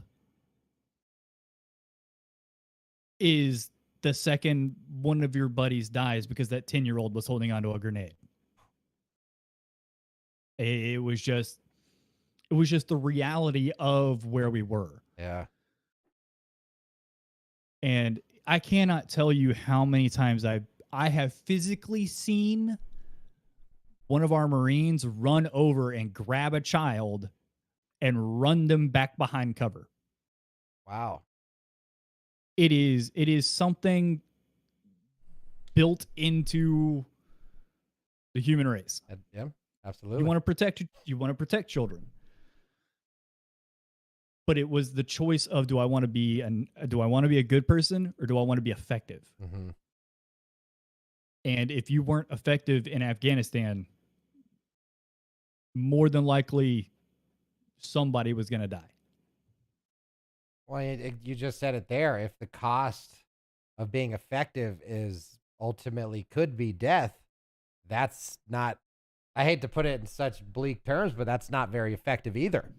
You can't be an effective it is that bleak combatant if you or your buddies are dead, you know? And I think, again, that, like you said it, that is the reality of war, right? That is the reality of evil, is as a logical person, especially trying to come to terms with wickedness is very difficult, I believe, especially when you've seen it firsthand.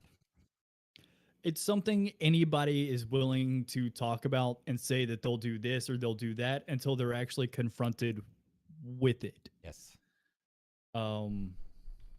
It's not something a lot of people are used to or have ever been introduced to.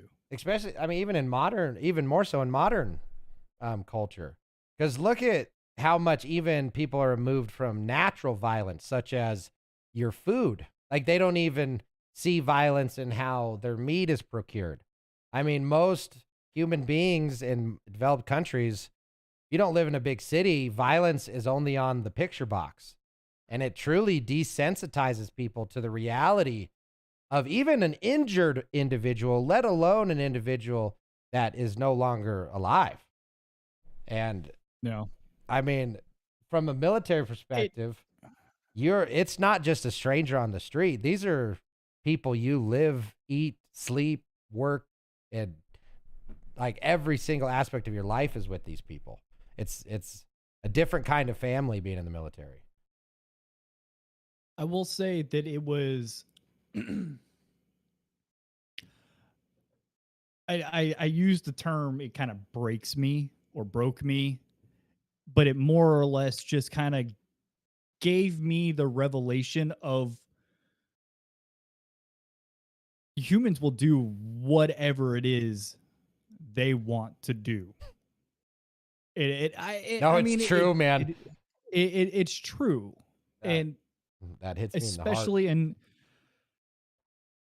heart. I am very much a you do you, I'll do me, you leave me alone, I leave you alone kind of person. And I always had this argument with people, and it's not about religion with some of like the insurgents and stuff over there. It's about fanaticism.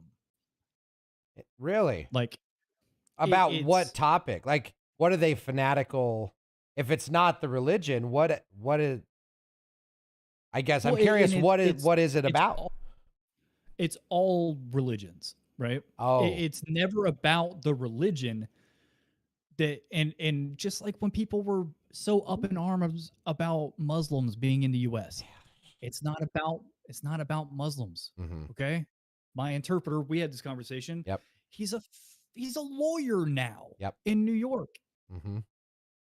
Love the dude. But it's not about that. It's not about Christians, or it's not about the Jewish or what have you. It's about fanatics. And that's what the new Taliban were. Still are. I have no idea what they're doing now. So when you say it, what do you mean? The conflict? Like, that's what it's about? I want to make sure I'm hearing you correct. It's that it's that king theory, right? Yep. They have the fanatical thought that they are above everyone else. Oh, wow. Their thoughts are pure. Gotcha. So they're willing to use their own civilians I am to tracking. bomb a compound Yes. or to use them as a body shield Because they're just Or to fodder for the take- cause. or to take a family. And this shit used to piss me off because we had a really good individual. He was a farmer. He would constantly feed us information on the Taliban, and they killed him and his entire family for it. Mm. And they will quite literally take your family hostage and force you to go dig a hole and put an IED in the road for us. They don't care. Yeah. They've never cared about their own people. Wild. That is what got me. Yeah. Just because, I mean, ultimately, they're not, it's almost less than cattle at that point, you know? Because at least with that, you're getting some type of resource. They're using them the same way you would just throw a grenade. It's just a human propelled grenade. And there are things that are so much worse over there too. Mm-hmm. And the thing about what happened with us and 3-5 in Afghanistan was they dropped us in their economical production. All of the drugs, the human trafficking was all there. Mm-hmm. That's where it all took place at. Wow. And they dropped us right in the middle of it. And it was a fight. Yeah. If you go and look at the numbers, it was close to 300 wounded. We had 25 KIA. The Marine Corps hadn't seen numbers like that in a long, long time. Yeah. Hey, there's the puppy. Yeah. See Scarlet? How long does the battle last? Because this is the battle. You're referring to something specific here, right? This was Or is it just one 2010 mission? Okay. This was 2010 to 2011. This was about 7 to 9 months worth of fighting. Wow. Um, With the objective of what? Were you trying to capture a city or just this was trying to rout the Taliban out of the entire area. Okay. We got to a point where, and I know a lot of Afghan veterans are torn up over the pullout and things like that, but that's some politics I don't want to get into. Mhm. But we got to a point to where we were rebuilding schools. Like We had the bazaars were opening back up. Wow.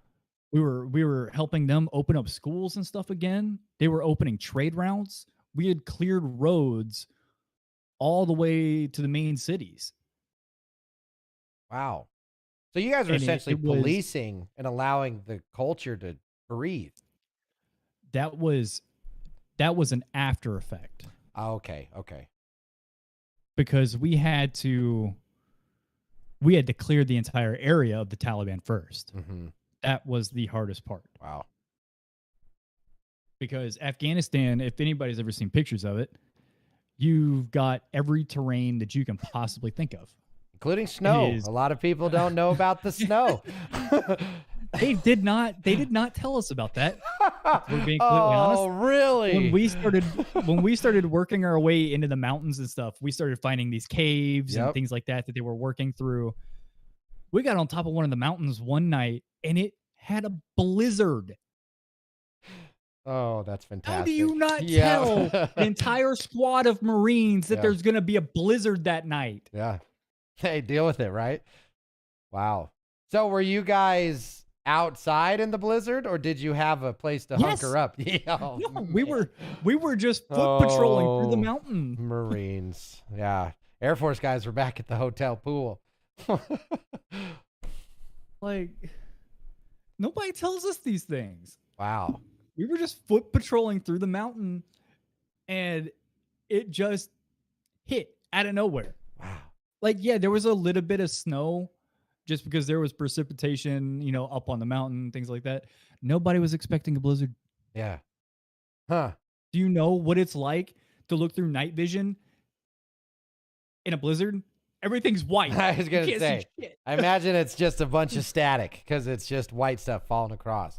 So during the blizzard, I mean, tell me the blizzard story if you don't mind? So you guys are on patrol. Do you have to hunker down because of the storm? We literally just went into one of the caves. Yeah. It wasn't much of a story to it. Like we just For the night or just for the storm? Just for the storm. Okay. All right. It wasn't like it's not like a huge story. It's just a funny one. Yo, like, hey, funny stories. Let's not tell the Marines that there's going to be a fucking blizzard that night. Yeah. But you know, whatever. Huh. So when you're out on the patrols, because now, so I want to make sure that I'm keeping your timeline straight. This is everything we've been talking about was during your first deployment, right? Okay. And that's the same deployment where we lost the testicle. Yes. Okay. Hey, I don't lift that head up, okay? You can do with one testicle, but the rest of us can barely do with two. So that's a testament, sir. All right? Except for all the side effects that come with it. Oh, man. Well, true. Hey, but think of how much you appreciate the one ball. You took your two for granted, and now you got the most precious diamond you could ever have. What really gets me about it What's that? is those times as a dude when you get hit in the nuts by something. Yeah. Just like sometimes like little randomly, like if Yeah. you're working on something and it like catches you and you're like, oh fuck. Yeah. There's nothing more annoying than when you've only got a 50% chance and it still hits you in the one. Oh no. That's meant to be. It's meant to be. That shit happens to me all the time. Man. Like when I was out here chopping the wood and stuff. I smacked one. I didn't think it was gonna go all the way through. Your balls? No, I'm on the oh, the wood. Excuse me. The wood. Okay, the wood. I was chopping the wood. Yeah. And I didn't think I was gonna split it in one shot. The wood. But I did. Yeah. And one of the pieces came back and hit me, and I was like, fuck. Oh man, precious cargo, Bubbles. You got to protect. It's the last one left. Obviously, I jest. I do mourn the lost testicle of Bubbles. You know, but I stand behind the fact that you're doing good with just one. Keep it up. I mean, look at the beard. It hasn't inhibited your beard growth at all. Yeah. All right. Well, I have that natural beard growth in my blood, but Scandinavian. Is it? yeah, it is A lot of white. and it's freckles. it's super weird. It was I think they did the trace back, like the bloodline Yep. thing, whatever it's called. Apparently, where the tribes from Scandinavia decided to make their way to Ireland is Okay. where my bloodline comes from. Really? That's I cool. had no idea. Yeah. Irish, German, English I've never done the blood test, but just from my family lineage, mostly I'm Irish, German, and English. I have the weirdest bloodline too. Yeah. Because my other half is Indian. It's Really? fucking weird. Not the pigment. Wait, No. which Indian? Native American or India Indian? Native American. Okay, Native okay. American. You don't know your tribe though. I want to say Blackfoot. Blackfoot tribe? Interesting. I don't think I have any think- Indian. If I do, it's not enough. Even Elizabeth Warren It could comes claim it comes from my dad. It comes from my dad's side of the family. Okay. So I don't know. Huh. I don't fucking know. All right, so bringing you back into it, if you don't mind, back to the great rolling hills of Afghanistan. So I do have an immediate question, though. How long was your entire military career, beginning to end? About 5.5 years. Okay. I wanted to stay in. 1,000%. The Marine Corps is what I wanted to do with the rest of my life. Wow. Politics and all that kind of skewed that for me. I wanted to. While you were in the politics, did? Kind of. Yeah. Had an interesting first sergeant try to accuse me of hazing Oh, come the on. the day that I was going to go and sign my reenlistment papers. I was supposed to be meritoriously promoted to sergeant, Uh-huh. and I was going to go be a drill instructor. Wow. That's honorable. That's a lot of work. I was going to go be a drill instructor, and I got pulled in early that morning to be accused of hazing. And to, I guess, the definition. Oh, man. Sure, I guess. I had the day before passed my old platoon as they were getting ready to go to the field, and some of the new boots were running around doing their thing. Two of them were supposed to be watching the rifles and all that stuff. One of them kept leaving it. Like, he kept leaving his rifle. Huh. And in the infantry, your rifle is your life. Okay, Absolutely. is your lifeline. And I did not fuck this kid up. I can't wait to hear what I this grabbed is. I grabbed his rifle, and I grabbed him, and I took some 550 cord and I tied it to the rifle, and I tied it to his belt loop. I was like, Come look, on. stop leaving this. He sent a picture of it to his mother. His mother called my command. Oh my God. You are kidding. So, so when Oh, I got man. accused of hazing, I called it. I can't imagine. Boy, I couldn't do this anymore. What year was that? And 2014? No, 2013. Okay. All right. I have a couple theories about the cultural woke shift on when it happened. No, it wasn't. It wasn't anything like that. Well, the It was just- sensitivities of it, though, that's kind of what I mean. In what world is that hazing, especially in the military? You know as good as I do, like, man. look, That's like, ridiculous. I had a sergeant. I had a sergeant that quite literally made us low crawl through broken beer bottles with gas masks on. Motherfucker, that's not hazing. That's not hazing. That's exactly the point. That is not hazing. And that is an unbelievable shame that it is considered that. Because to not broken glass level, when I was in maintenance, we used to have the new kids go collect jet exhaust with trash bags. Because we needed to test the exhaust. Like, that's not hazing. No, so oh, what a shame. in the infantry, hazing is a completely different story. I bet. It can get out of hand. Like, you know, low crawling through fucking broken beer bottles with a gas mask on. Yeah, that'll do it. But it was definitely something that just kind of told me, like, yep, the Marine Corps is not gonna. It's just not gonna be what I want to do anymore. Yeah, like I already knew I wasn't going to be able to stay in the infantry after injuries and Mhm. things like that. So I was like, all right, I'll go be a drill instructor. And then when I get done with that, maybe I'll go do something else. But no, they ruined that for me. that's such a shame. And the first sergeant, and this is what kills me, and you're gonna get a giggle out of this.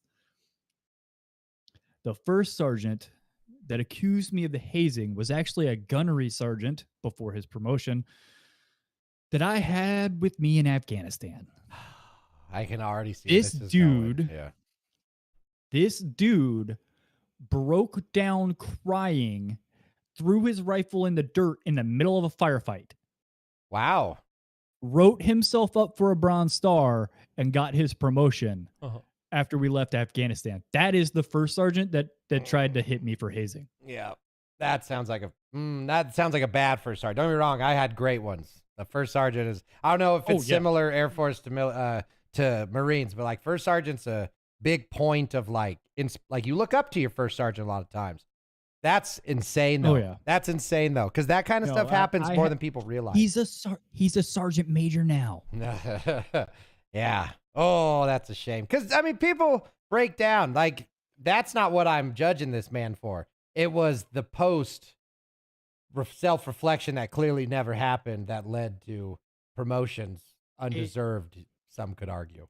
It was something that got swept under the fucking Exactly. rug. Yep. That gets people. That's a bigger deal than people realize too.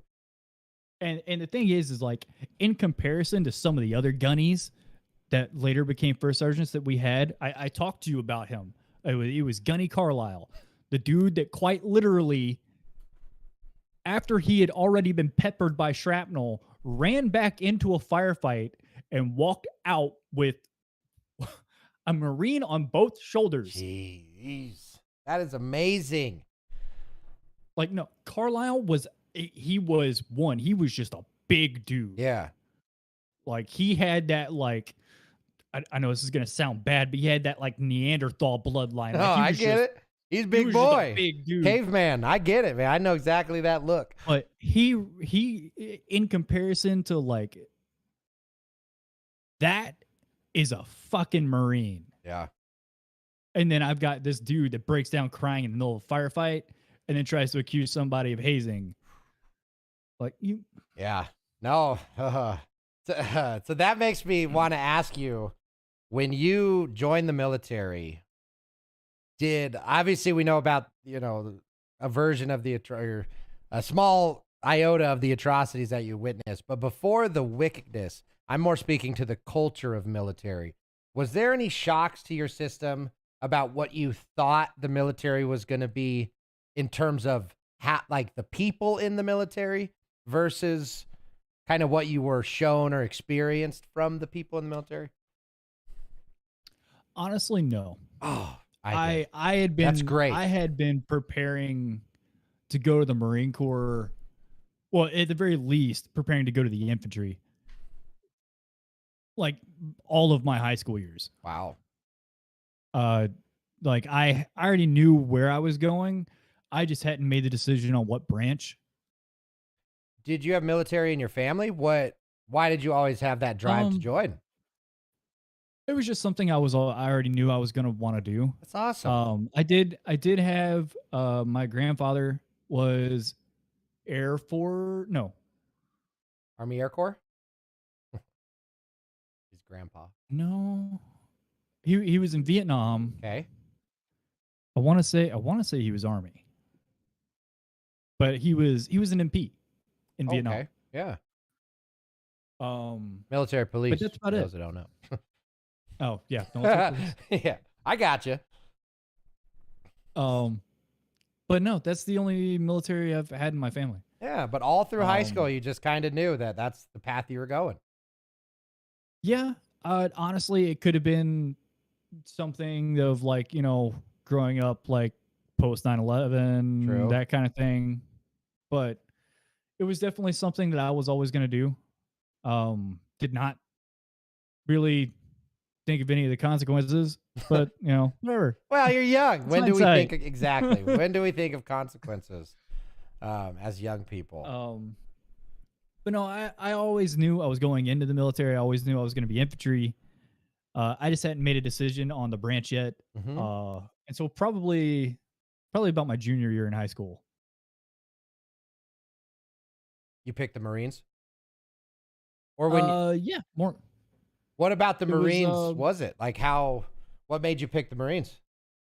Well, I was taking an ROTC class all through high school just to get into better shape and things like that.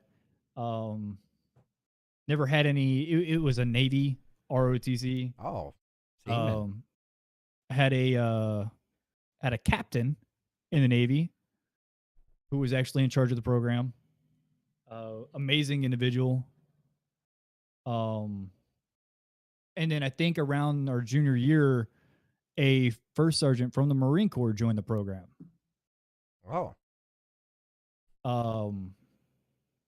And he is probably the main reason I went to the Marine Corps. Really? Just he was always upfront about all of it. How shitty something could be, or he was in Iraq. He was infantry. Oh wow. So it was definitely something he was upfront with all of it, about all of what it was like, because I would pick his brain about it. and he was just always very forthcoming with even the grittiest of details. Hmm. Like I had already been taking he had been walking me through things on like medical shit before I even went into the Marine Corps, like how to apply a tourniquet, how to Oh, apply wow. a pressure dressing, things like Yeah. that. Like the So like it was SABC. something that I had been preparing for a while now. Yeah. So he was probably the biggest influence to go to the Marine Corps, which parents did not love. Yeah, that's my next question. You beat me to it. Well, did you meet any type of resistance that on your way in? Yeah. Yeah. So Yeah. so me all right. So me and my father had never really had the greatest relationship. Okay. Was he in your life Um, at all? Oh yeah. Okay. Yeah. I was made to live with him for a long time. Um, Parents were divorced, obviously. Um, he definitely tried to pull the you're the only son thing Interesting. if you Yeah. go to the Marine Corps. Like the bloodline And ends at Bubbles, huh? and I pretty much just told him like if you do this, like you're never gonna get the fucking chance to ever do it again because I'll just I'll just get rid of me being your son. Oh, you said to him, like, if he Yeah. does what? No, because there is a thing that's written into the military that if you can as a parent, Oh, wow. if they are an only son, you can actually have them denied going into the military. Wow. It's a good thing my mom didn't know about that. She would have done it 100%. Sorry not to make levity of it, but whoo, I didn't know about that. So, did your father threaten to do that? He threatened to do that. Wow. Ultimately, he didn't because okay. I made it very clear that that wasn't going to be a thing. My mother always supported me Mm-hmm. in my decision, even though she hated the fucking hell out of it. She despised the Yeah. fact that I wanted to not only go to the Marine Corps, but I wanted to be in the infantry. And it was like she even helped me when I had this little hiccup during my recruiting process. My first recruiter was an amazing individual. Like I said, he told me everything I needed to know. I ended up having to get a second recruiter because his recruitment status had ended. Oh. And my second recruiter actually changed my contract without me knowing about it. And when it came for me to sign it, I told him I'm not signing this until you put infantry back there because he left me open labeled. Yeah. Which I would never recommend people do unless you don't have a plan. So yeah, do not go open contract in the military. No. Don't ever do that. Ever. That is a terrible decision. Agreed. Completely. And it's a big myth too with the military. Like you don't have to be open contracted in the military. You can, as long as you qualify for the job, say I want this exact thing on my contract. Yep. And you can go do that exact thing as long as you pass the schools and you wait for an opening spot and things like that. Yep. Take your Which life is what into I your was hands. doing. Yeah. I was actually waiting for my spot to open for the infantry. You had to wait for an infantry spot? No way. That surprises me. I would imagine that's kind of like they always need MPs, right? They always need infantry kind of job. Here's the thing. We're going to break another myth here. You actually do have to be somewhat intelligent to get into the Marine Corps' infantry. That is, yeah. The crayon test is merely one aspect of the onboarding. No, I had scored a 92 on my ASVAB. That's more than Marcus. And I think a lot of the recruiters didn't want me to go to the infantry. Yeah. They were trying to put me in other jobs, which is why that guy changed my contract. My mother, even though she absolutely despised what I wanted to do, still helped me do that exact thing. Wow. Because she loved you. So she doesn't got to love what you do. Yeah. and it was, I think she also got a little upset with me because I took her off the notification list if something were to happen to Oh me. wow. Don't misunderstand that. It was unless I was dead, do not notify my mother. She will lose her mind. Gotcha. Yeah. So it was just, but I did that just because, like, I know how my mom is. Mhm. But you don't want to. And it was just pretty much, I don't want, like, yeah, I got a little fucked up, but I wasn't dead. Mhm. So I was like, don't tell my mother. Well, but how long did you wait to tell mom that you got a little fucked up? About a month. Wow, my mom would have. She would have beat me when she got to the hospital. Well, But I understand the was being reasoning. I was being realistic about it just because, one, I was still recovering, Oh, true. and I wanted to make sure there were no complications and I wasn't gonna like die or some shit. Yeah. Well, I'm So glad it there was- wasn't.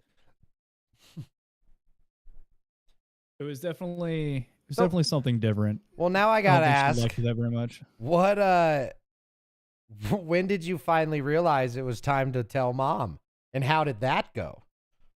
Was she mad you waited?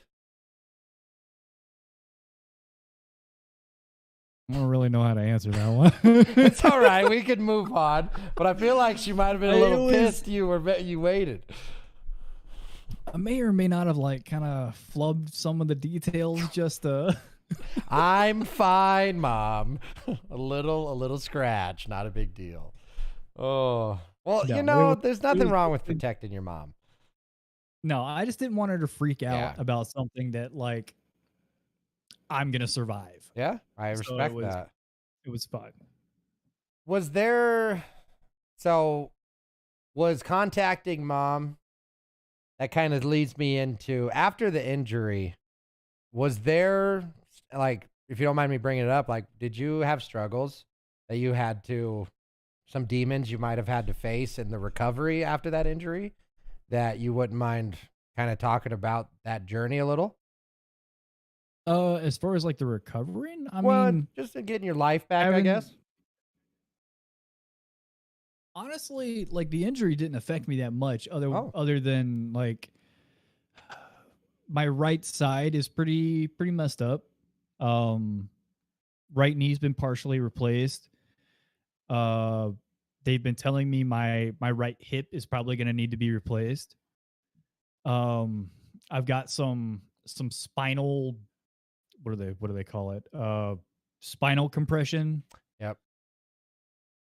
They had talked Did they about fuse doing any? like but that's what they're talking about is Ah. doing spinal fusion.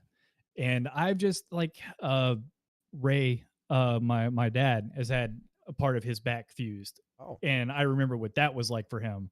And I'm probably just gonna put it off until, last minute. Yeah, and hey not do it. man, I can deal with the pain. I respect that a lot because ultimately surgery, it's always supposed to help, but it doesn't mean that it's magic. Sometimes it Yeah. just it can or it might not help, And so from like a physical standpoint, did you have PT? I mean, I guess would you mind describing kind of after the injury? So you said that you're back and all of that. How incapacitated were you? Like, how much functionality did you have after the injury? Actually, the recovery process went fairly well. Really? It's great. Obviously, I had to do some adjusting with like trying to get up and walk, run, things like that because when you lose something that vital, it does actually affect like you being able to walk correctly Yeah. and things like that. Did you find yourself leaning to the left often?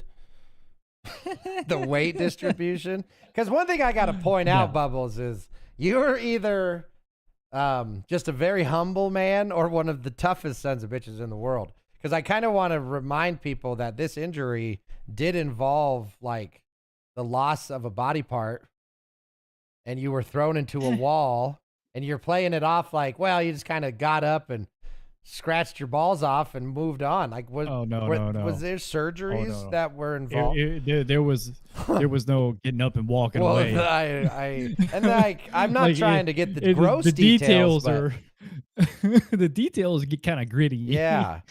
I mean, what Like was looking at my corpsman's face Yeah. is something I will never forget. Do you remember your state? Like, not as in describe it, but when you first kind of woke up, did you do a pat personal assessment, like 2 legs, 2 arms kind of deal, or was it just shock still? There was no knockout period. Oh, you were conscious the whole time. I was conscious. It was a very odd experience of going from, running into this building to staring at the ceiling, to getting dragged into the room by the guys that were supposed to be following me. And then about the time when my corpsman shows up, and his face is just like, oh fuck, oh fuck, oh fuck. Man. I think he was more concerned about like arterial bleeding. Yeah. And which there was none, thankfully. Especially that area. Yeah, no, that's what he was concerned about, is because, like, right there where your hip and your privates meet and stuff like that, there's some pretty thick veins, and there you've got your femoral artery and things like that, and there was a lot of blood there. Mm-hmm. And that's what he was concerned about, is all that blood, what was it coming from? And when his face changed, we figured out, Thank God. I mean, of all things, testicle, I'd rather have it be a testicle than a femoral artery. Yeah. It's hard to tourniquet the privates, That there is no tourniqueting that. It was pretty much just like he stuffed it full of gauze and was just like, you're gonna be all right. You're gonna be all right. And I was like, was it quick clot or just medical gauze? No, there was no quick clot involved in that. It was just gauze and just stuffing me full of gauze. Man. Do you mind if we kind of elaborate a little more on the timeline? So you're getting a bunch of gauze stuffed in your sack. I mean, are you still under attack at this point? Honestly, I think they had finished the fight probably about 2 or 3 minutes after. Okay. Like after the incident, after you stepped on the door and got hurt. So the fight, boom. Yeah. So the fight's over. I mean, you're still injured, I am assuming, in a hostile environment, or not friendly environment at the very minimum. What's the evac like? How do you get out of there with these injuries? They call in Kazvek. So a helicopter? Yeah. Oh, again, you're downplaying this like you're sitting there playing Parcheesi. It's a testament to your mental fortitude. Honestly, it is. Well, for me, it's always like, especially after I adjusted to Afghanistan. Yeah. And I know this, and you use the words fucking humility or being humble about it, but it very much just comes down to, like, whenever you're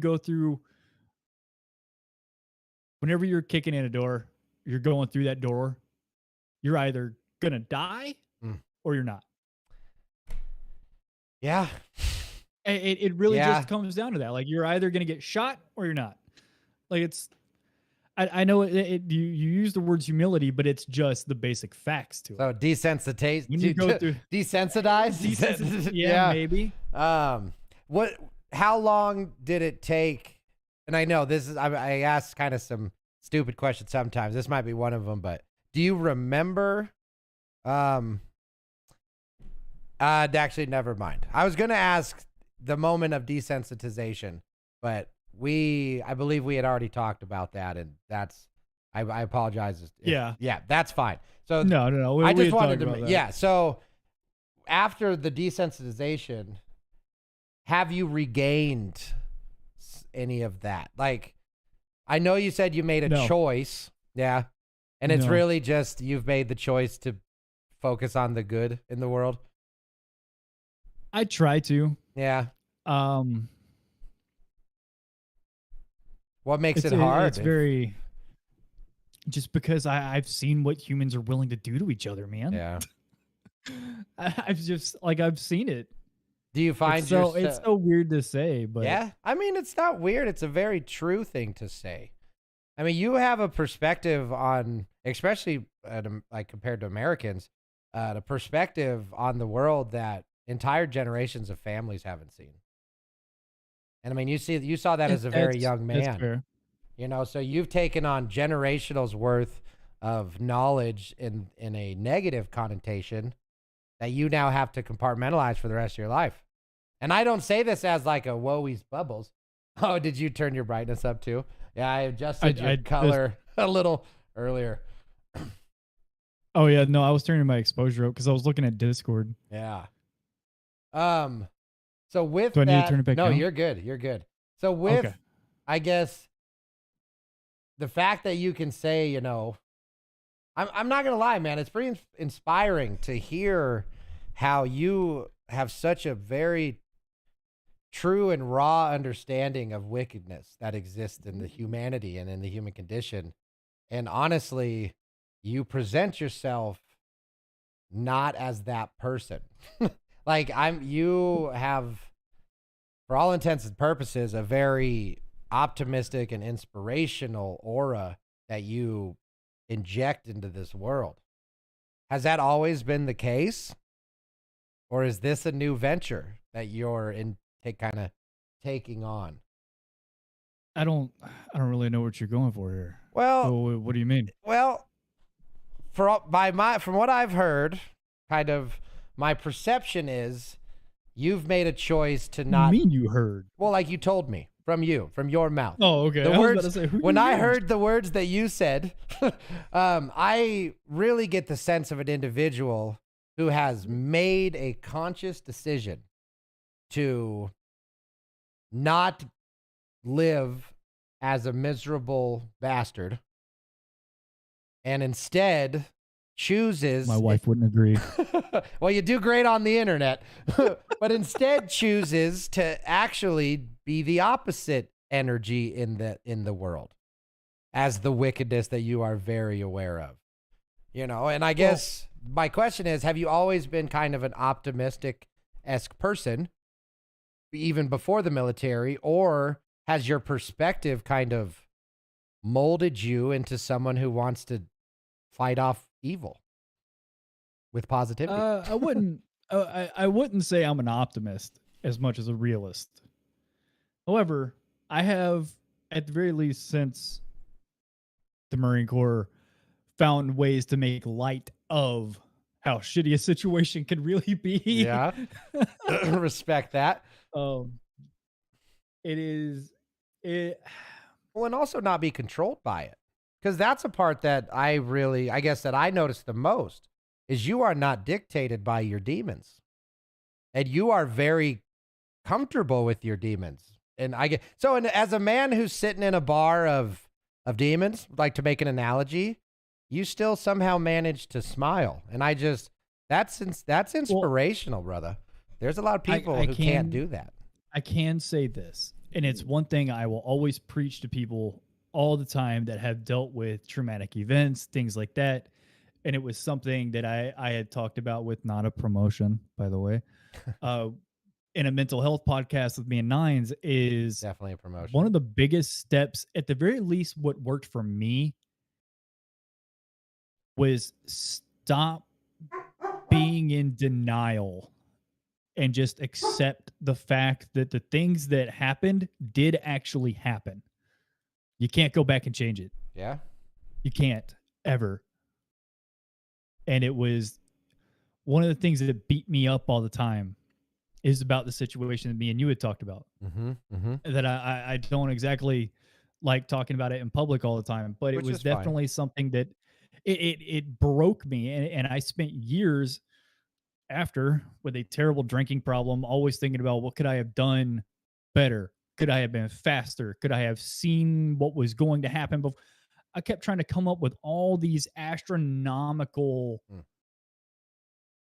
solutions and things that just were not feasible. Yeah.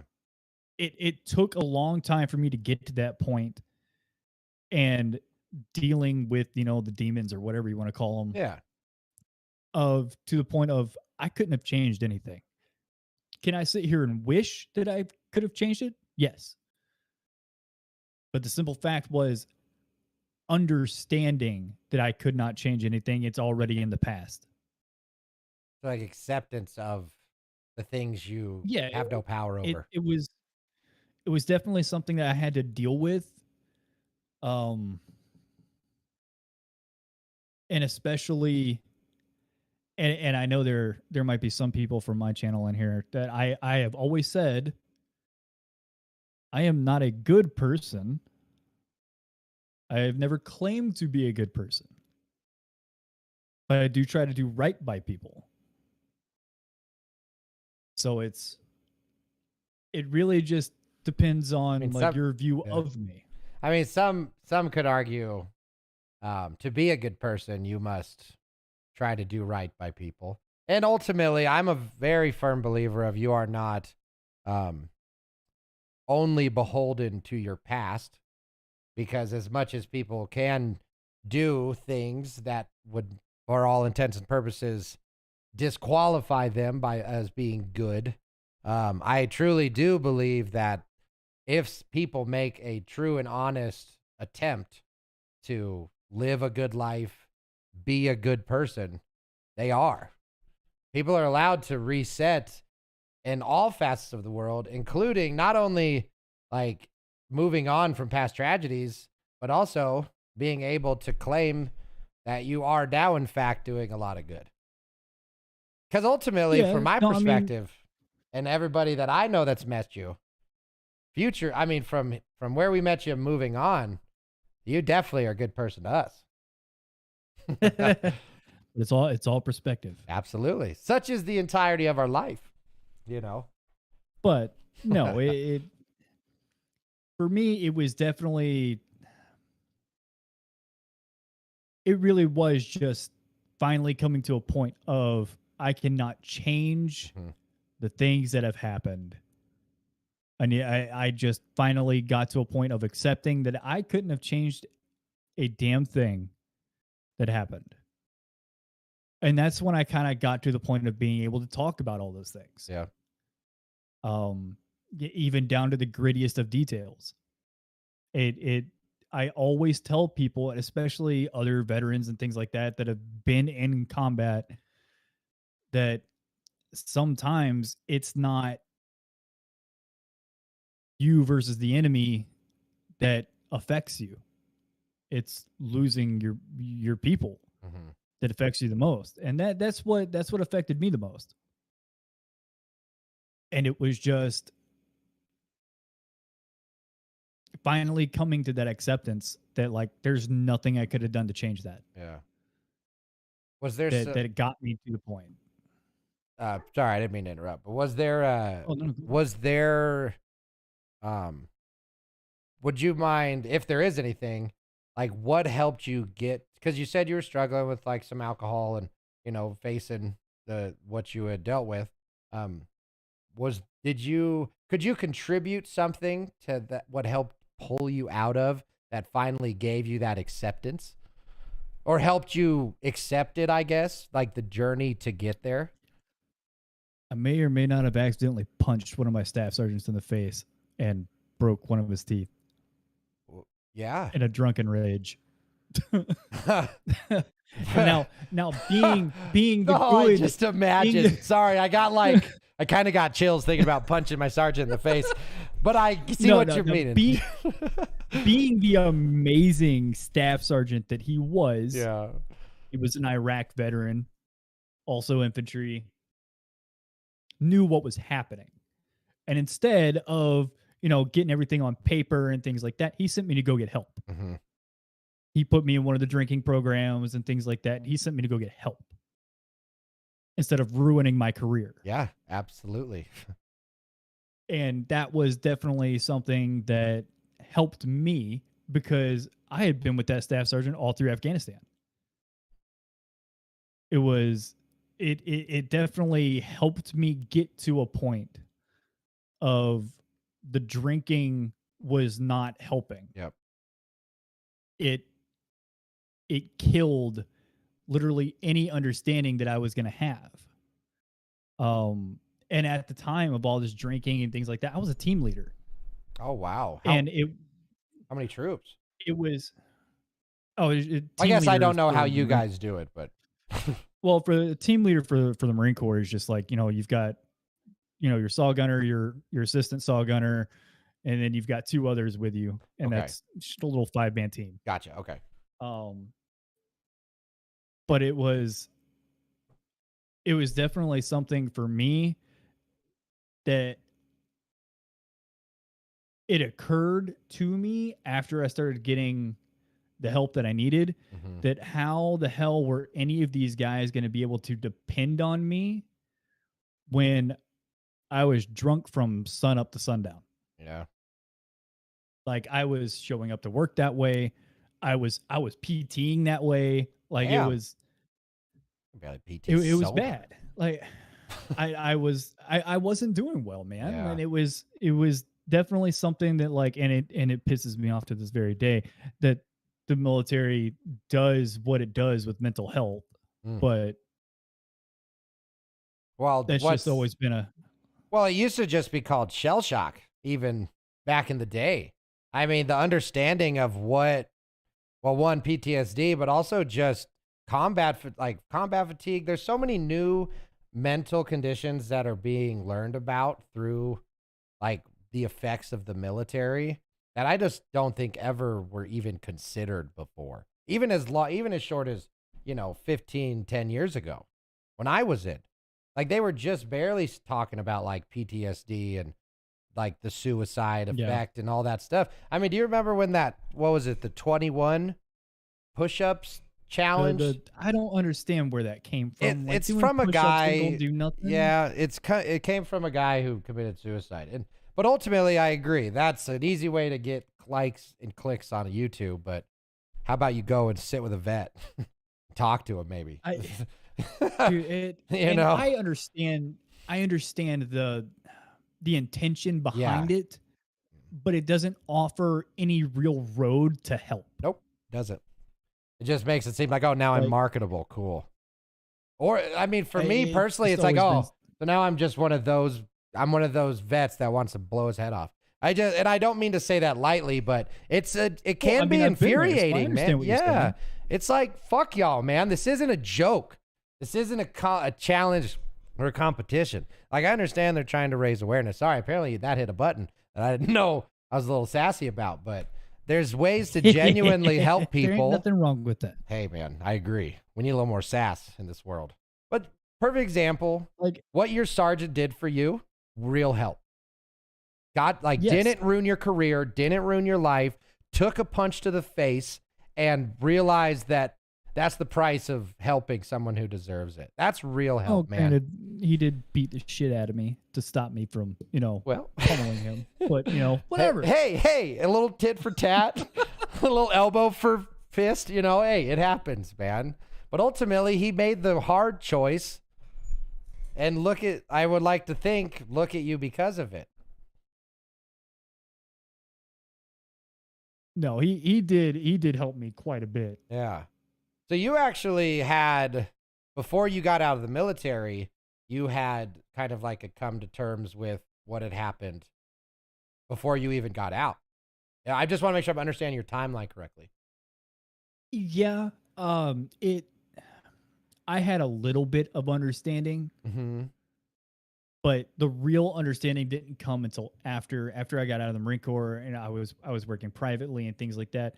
I met my now wife, Christy. And thanks for the pictures, by the way. She's not in here. She's okay. in her office doing God knows what else. But it was definitely something that I started to try to improve myself a little bit as to my body, trying to understand the things that were wrong with my body, trying to understand what was wrong with my head and things like that. And just figuring out that I wasn't normal. Yeah. one of the very first night, Christy decided to stay with me at my apartment. She woke up in the middle of the night with me sleepwalking. Oh. And I had my knife in my hand. And that, when she told me about that, that kind of brought on this path of trying to figure out, not just psychologically, but physically, some of the things that were wrong with me. Uh-huh. And just trying to bridge that divide of understanding. Because yes, I have a TBI, I have a traumatic brain injury, Mhm. but dealing with the VA, I learned that they're very irritating to deal with, but they have so many similar signs between a TBI and PTSD. And then coming to find out that I have both, like it was How- How was the discovery with that? Like, in terms of, did you have a sneaking suspicion, or that was I confirmed, thought or I were you was- like, this is bullshit? There's no way I have this, right? I thought I was normal. Yeah. I thought this was just what it's supposed to be like for me. I thought that this was just, me now kind of thing. And I had gotten this apartment with my mom. I had gotten her away from my stepdad, and we were moved in together. So that she could finally be alone and do her own thing. And nobody told me about these things. Nobody told me about the sleepwalking. Nobody told me about Man. anything. And that was even with my ex-wife. My ex-wife never told me about any of this. Were they trying to And it protect you, was- or? I don't know.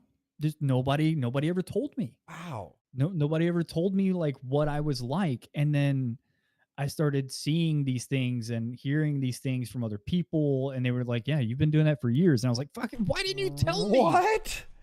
People knew you were sleepwalking for years and never told you?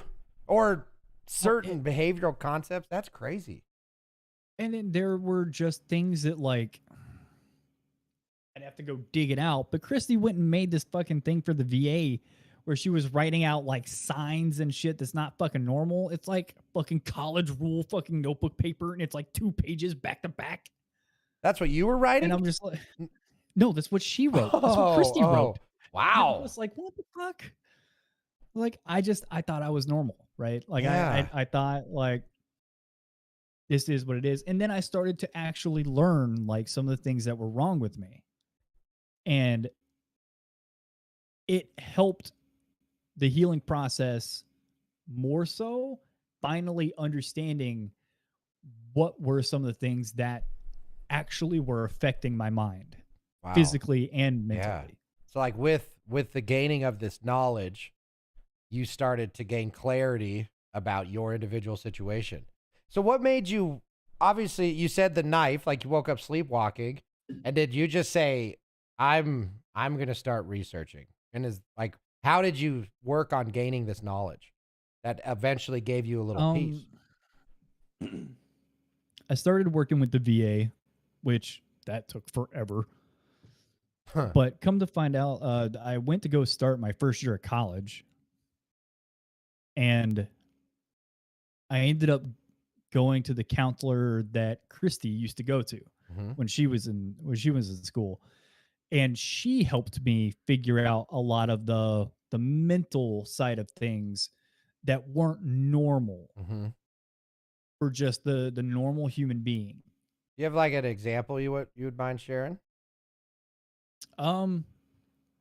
So it's not it's not for me, it's normal just to be like on all the time, constantly being attentive to everything.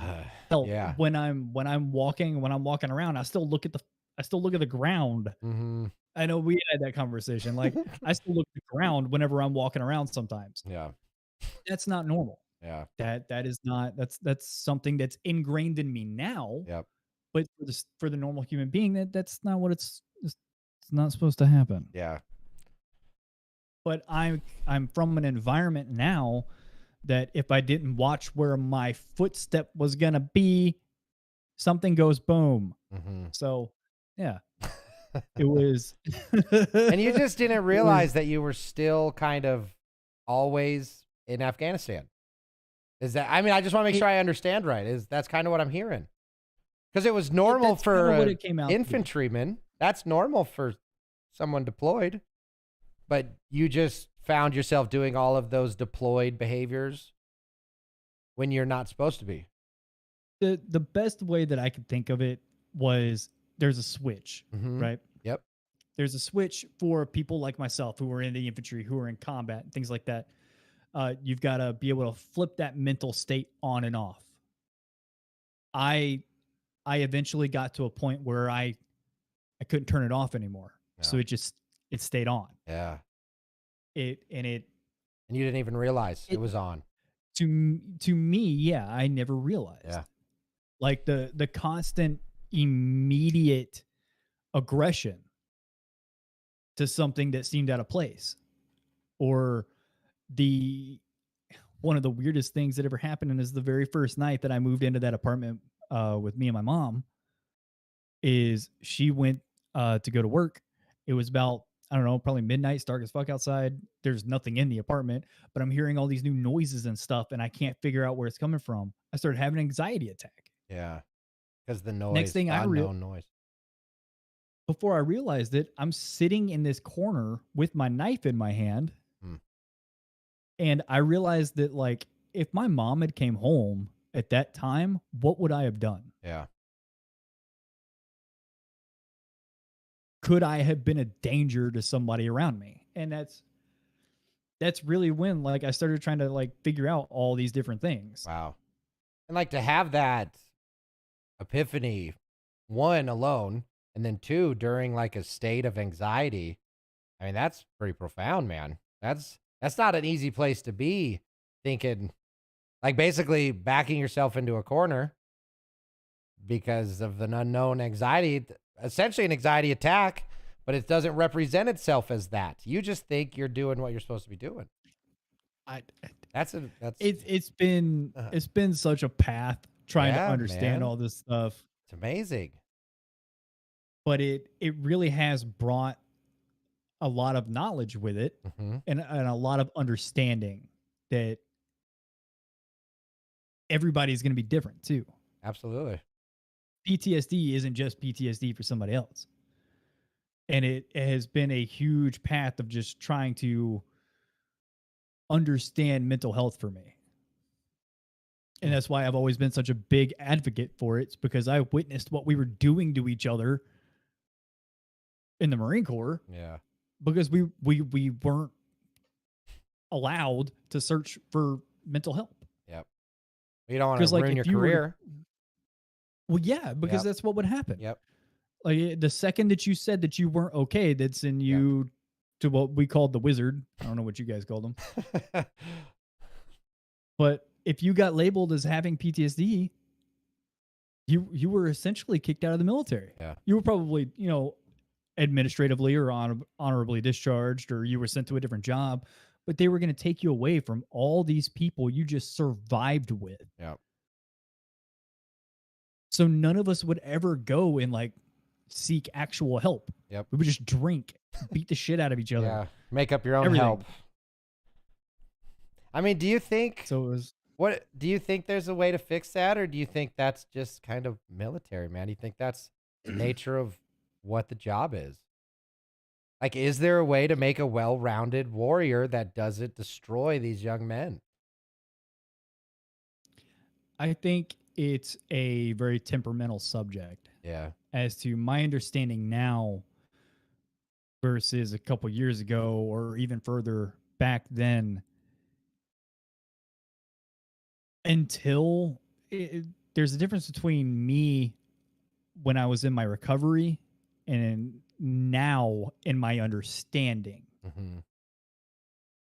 Me when I was not able to understand what was happening, and there was no recovery, or I was still trying to figure things out. Could I have been a danger to one of my guys on the battlefield? Absolutely. Me and my understanding of what's happening, or what has happened, could I be utility to guys on the battlefield? Yes. Mhm. So I think there's a very distinct difference, but it's the United States military does not look kindly on mental health. Yeah. And it's definitely not something that I think's ever going to change. Yeah. I mean, I can't help but agree with you, truly. Because it just, that's kind of what made me think of the question is we talked about being an effective soldier versus a compassionate or moral soldier.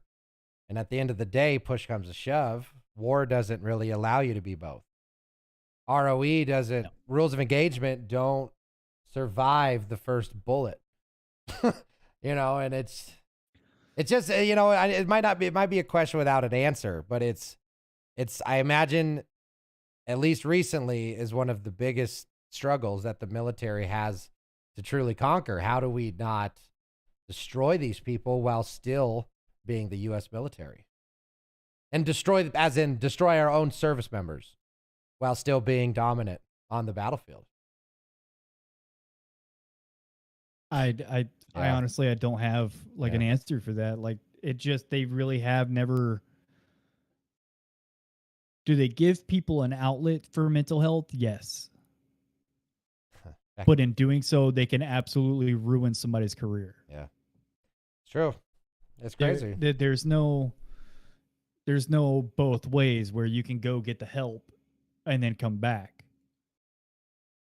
So it's. Well, I don't know. mean, better than, I'd rather have, I guess, one than none. Because before, you just, not only did your mind, body, and soul get destroyed, you also lost your career at the same time. I mean, there was, as much as it's easy to rip on a lot of the things the VA does wrong, there are certain things that they do right. You know, they do okay and then they do well. I just can't imagine. You have what, 3 generations of surviving veterans at this point that the VA is dealing with? Because it would be the very last of World War II is dying off, like basically now. They're in their 90s. Yeah. So you have their kids, and then us of veterans. Vietnam, Yep. Iraq, Afghanistan. Yep. And now the newest, youngest people going in right now. So the soon to be 4th generation that's still alive and crazy. That's just, now I'm just kind of looking at the totality of it. So 4 generations of wounded service members, mentally and physically, that the U.S. military somehow has to do right by. That's quite the order. Well, hopefully this generation doesn't see anything like what we have. Yep. Right. We just keep getting better as the future goes on. One can hope. Well, and honestly, that Not that it's- perfectly segues into, I mean, what do you kind of hope to do in the future?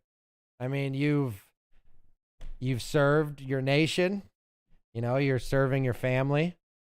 Like what is the future of Bubbles hold? Like, what do you really hope to accomplish? I want to eventually, in the long game, use my VA loan and go buy some property out here and build a house. And then I want to try and build a shooting range. Wow. Like open to public or just for you? Yes and no. Okay. On my property, open to just about anybody. Yeah. But mostly I'm trying to do like a mental health thing with it. Yeah. Because there's nothing more relaxing for someone like me than getting out and just get dirty and have fun shooting. Yeah. Absolutely. Because I mean, like, I don't play golf. I'm not one of those guys. Okay. However, What about tennis? no. Okay, I just checking. But Obscure. long range shooting is like golf for men. Okay. Okay. I mean, it is a That's very always- fast ball in a very small hole, but if you hit it, it feels good. No, that's eventually what I want to try to do. Is I want to get That's some land, fantastic. and kind of try to do something like that. But that's like way, way, way into the future. Mind me asking why? As of right now, just the way the economy is right now, man. Fair enough. It's not a great. It's not a great time to be buying a house, buying land, and all that stuff. I mean, but and you're absolutely true. They just raised the rate again. I don't know if you guys saw that. But it's the economy aside, dude, that's a big deal. And like when I say, you just almost perfectly epitomized kind of how you present yourself to the world for as long as I've known you. You come across as a man who genuinely wants to impart good upon this world. And I just really look forward to the day you realize it yourself. It's this conversation alone, the amount of good that has come from it, just even on my own personal level, man. Like, you've touched on some issues that I've struggled with that now kind of have given me a slightly different path to deal with them. And I mean, you really do a great job at what you do, Bubbles. Yeah, it's just trying to figure out the whole, like, what am I doing thing. If you figure it out, please let me know. I mean, we've been going, we're just about to hit the 2-hour mark. And I mean, I usually like to kind of end it up with, one, obviously thanking you for being here, but really, do you have what do you want to say to the world, man? If everybody in the world was listening right now, because they are, what would you tell them? One, I'd say, why are you sitting here watching me? Because they're watching me. That's the reason. So let's not confuse things. But two, I am a huge mental health advocate, and to not be afraid to reach out. You need to talk to somebody. You need to work through some stuff.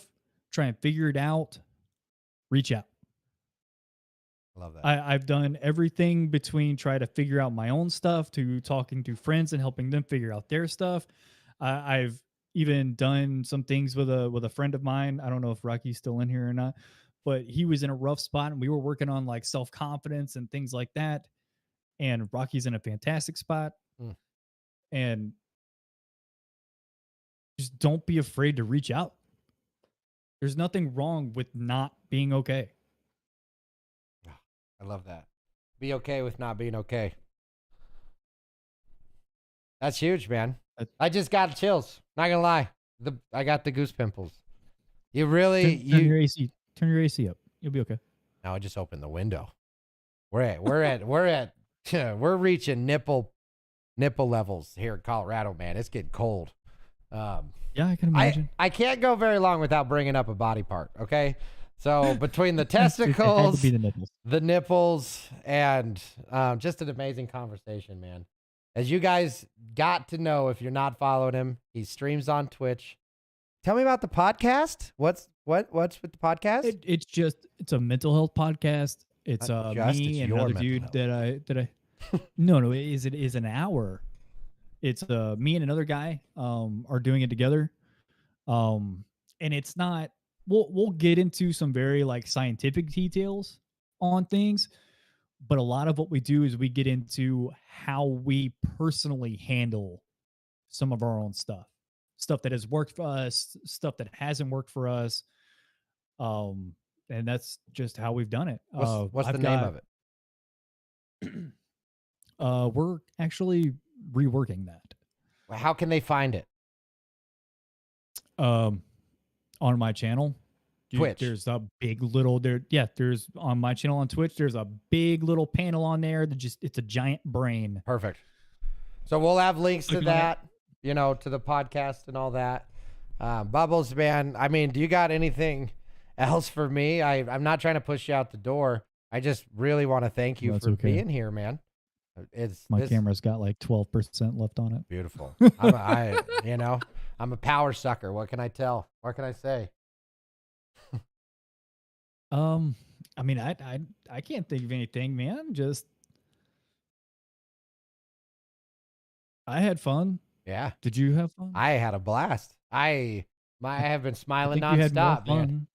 Huh? I think you just have more fun talking about my testicle than anything. Well, you should see how I feel after when I'm not on stream talking about your testicle. You think I'm happy now? You should see when I'm not on camera. No, I really did. no. I appreciate you letting me talk or ask you about certain things that, you know, some people aren't as comfortable talking about. I appreciate you opening your life and your experiences to us. We're all better because of it, man. We really are. No, absolutely. So I guess with that being said, this has been Captain Bubbles. Make sure you guys check him out on Twitch. He is fantastic. Do you have a schedule? No. Okay. Hopefully the new PC is supposed to be here today. Hell yeah. So maybe with a new PC comes a schedule, but Bubbles, this has been an honor, man. I really do thank you for being here. Yeah, man. Yeah. Anytime. So we will talk later, and I'll see you. Yeah. Later, man. Thanks, Bubbles. Bye, buddy. Later. Holy privileged. We are so blessed to have been able to share in the life experiences of Bubbles. He's such a good dude, and he needs to know it. He's so humble. He's too humble. He's gotta fire up that sass meter a little bit. You know, that his story is one of inspiration, and I love the positivity that Bubbles imparts into this world. He's a good dude he's got a good head on his shoulders, man. And I can tell you, if you're not following him, you need to. We'll put his stuff in the chat. There's definitely going to be links to all of his stuff, and just go say hi. Go say hi, because he is such a freaking Chad, man. I truly love to do these things because every person's life can be so unique and so eventful. And I have always found that a lot of people don't realize how impactful and inspiring that their lives and situation can be. I mean, it is a true thing that believing in yourself leads to success. Like, if you don't think you're great, you won't be as great as you can be. It's just a fact of the world. Believing in yourself, having confidence in yourself, these are all things that will lead you to living a good, powerful, awesome freaking life. And that is why we do what we do here. We highlight the people so that they can see that they bring greatness to this world. Because we all do. It's easy to see the world as fucked. It's easy to see the world as just sad and depressing and horrible. But ultimately, that's not what it has to be. You don't need to live a life of unfortunate circumstances. Your past is simply that. It is time that you have already lived. So the only thing you should do with that experienced life is learn from it and become better because of it. So, in a world where you're all worth it, I just want you to never forget that you're worth it. But what we're about to do is go say hello and howdy to our boy Honkman. I want to thank each and every one of you for being here, listening to Captain Bubbles' story, and just being great. We're going to be back tomorrow, hopefully with some Call of Duty. I'll try, do my best. But we're definitely going to fire it up with the morning show, the radio show, and, you know, all the good stuff. I want to thank you all for being here. Exner, Jesse, everybody else I missed. Rabbit, you're amazing. Sonny, mwah. Kiss all your foreheads, squeeze all your cheeks. I will see you guys tomorrow. Much love, y'all. Oh, I could have rhymed spread your cheeks. Damn.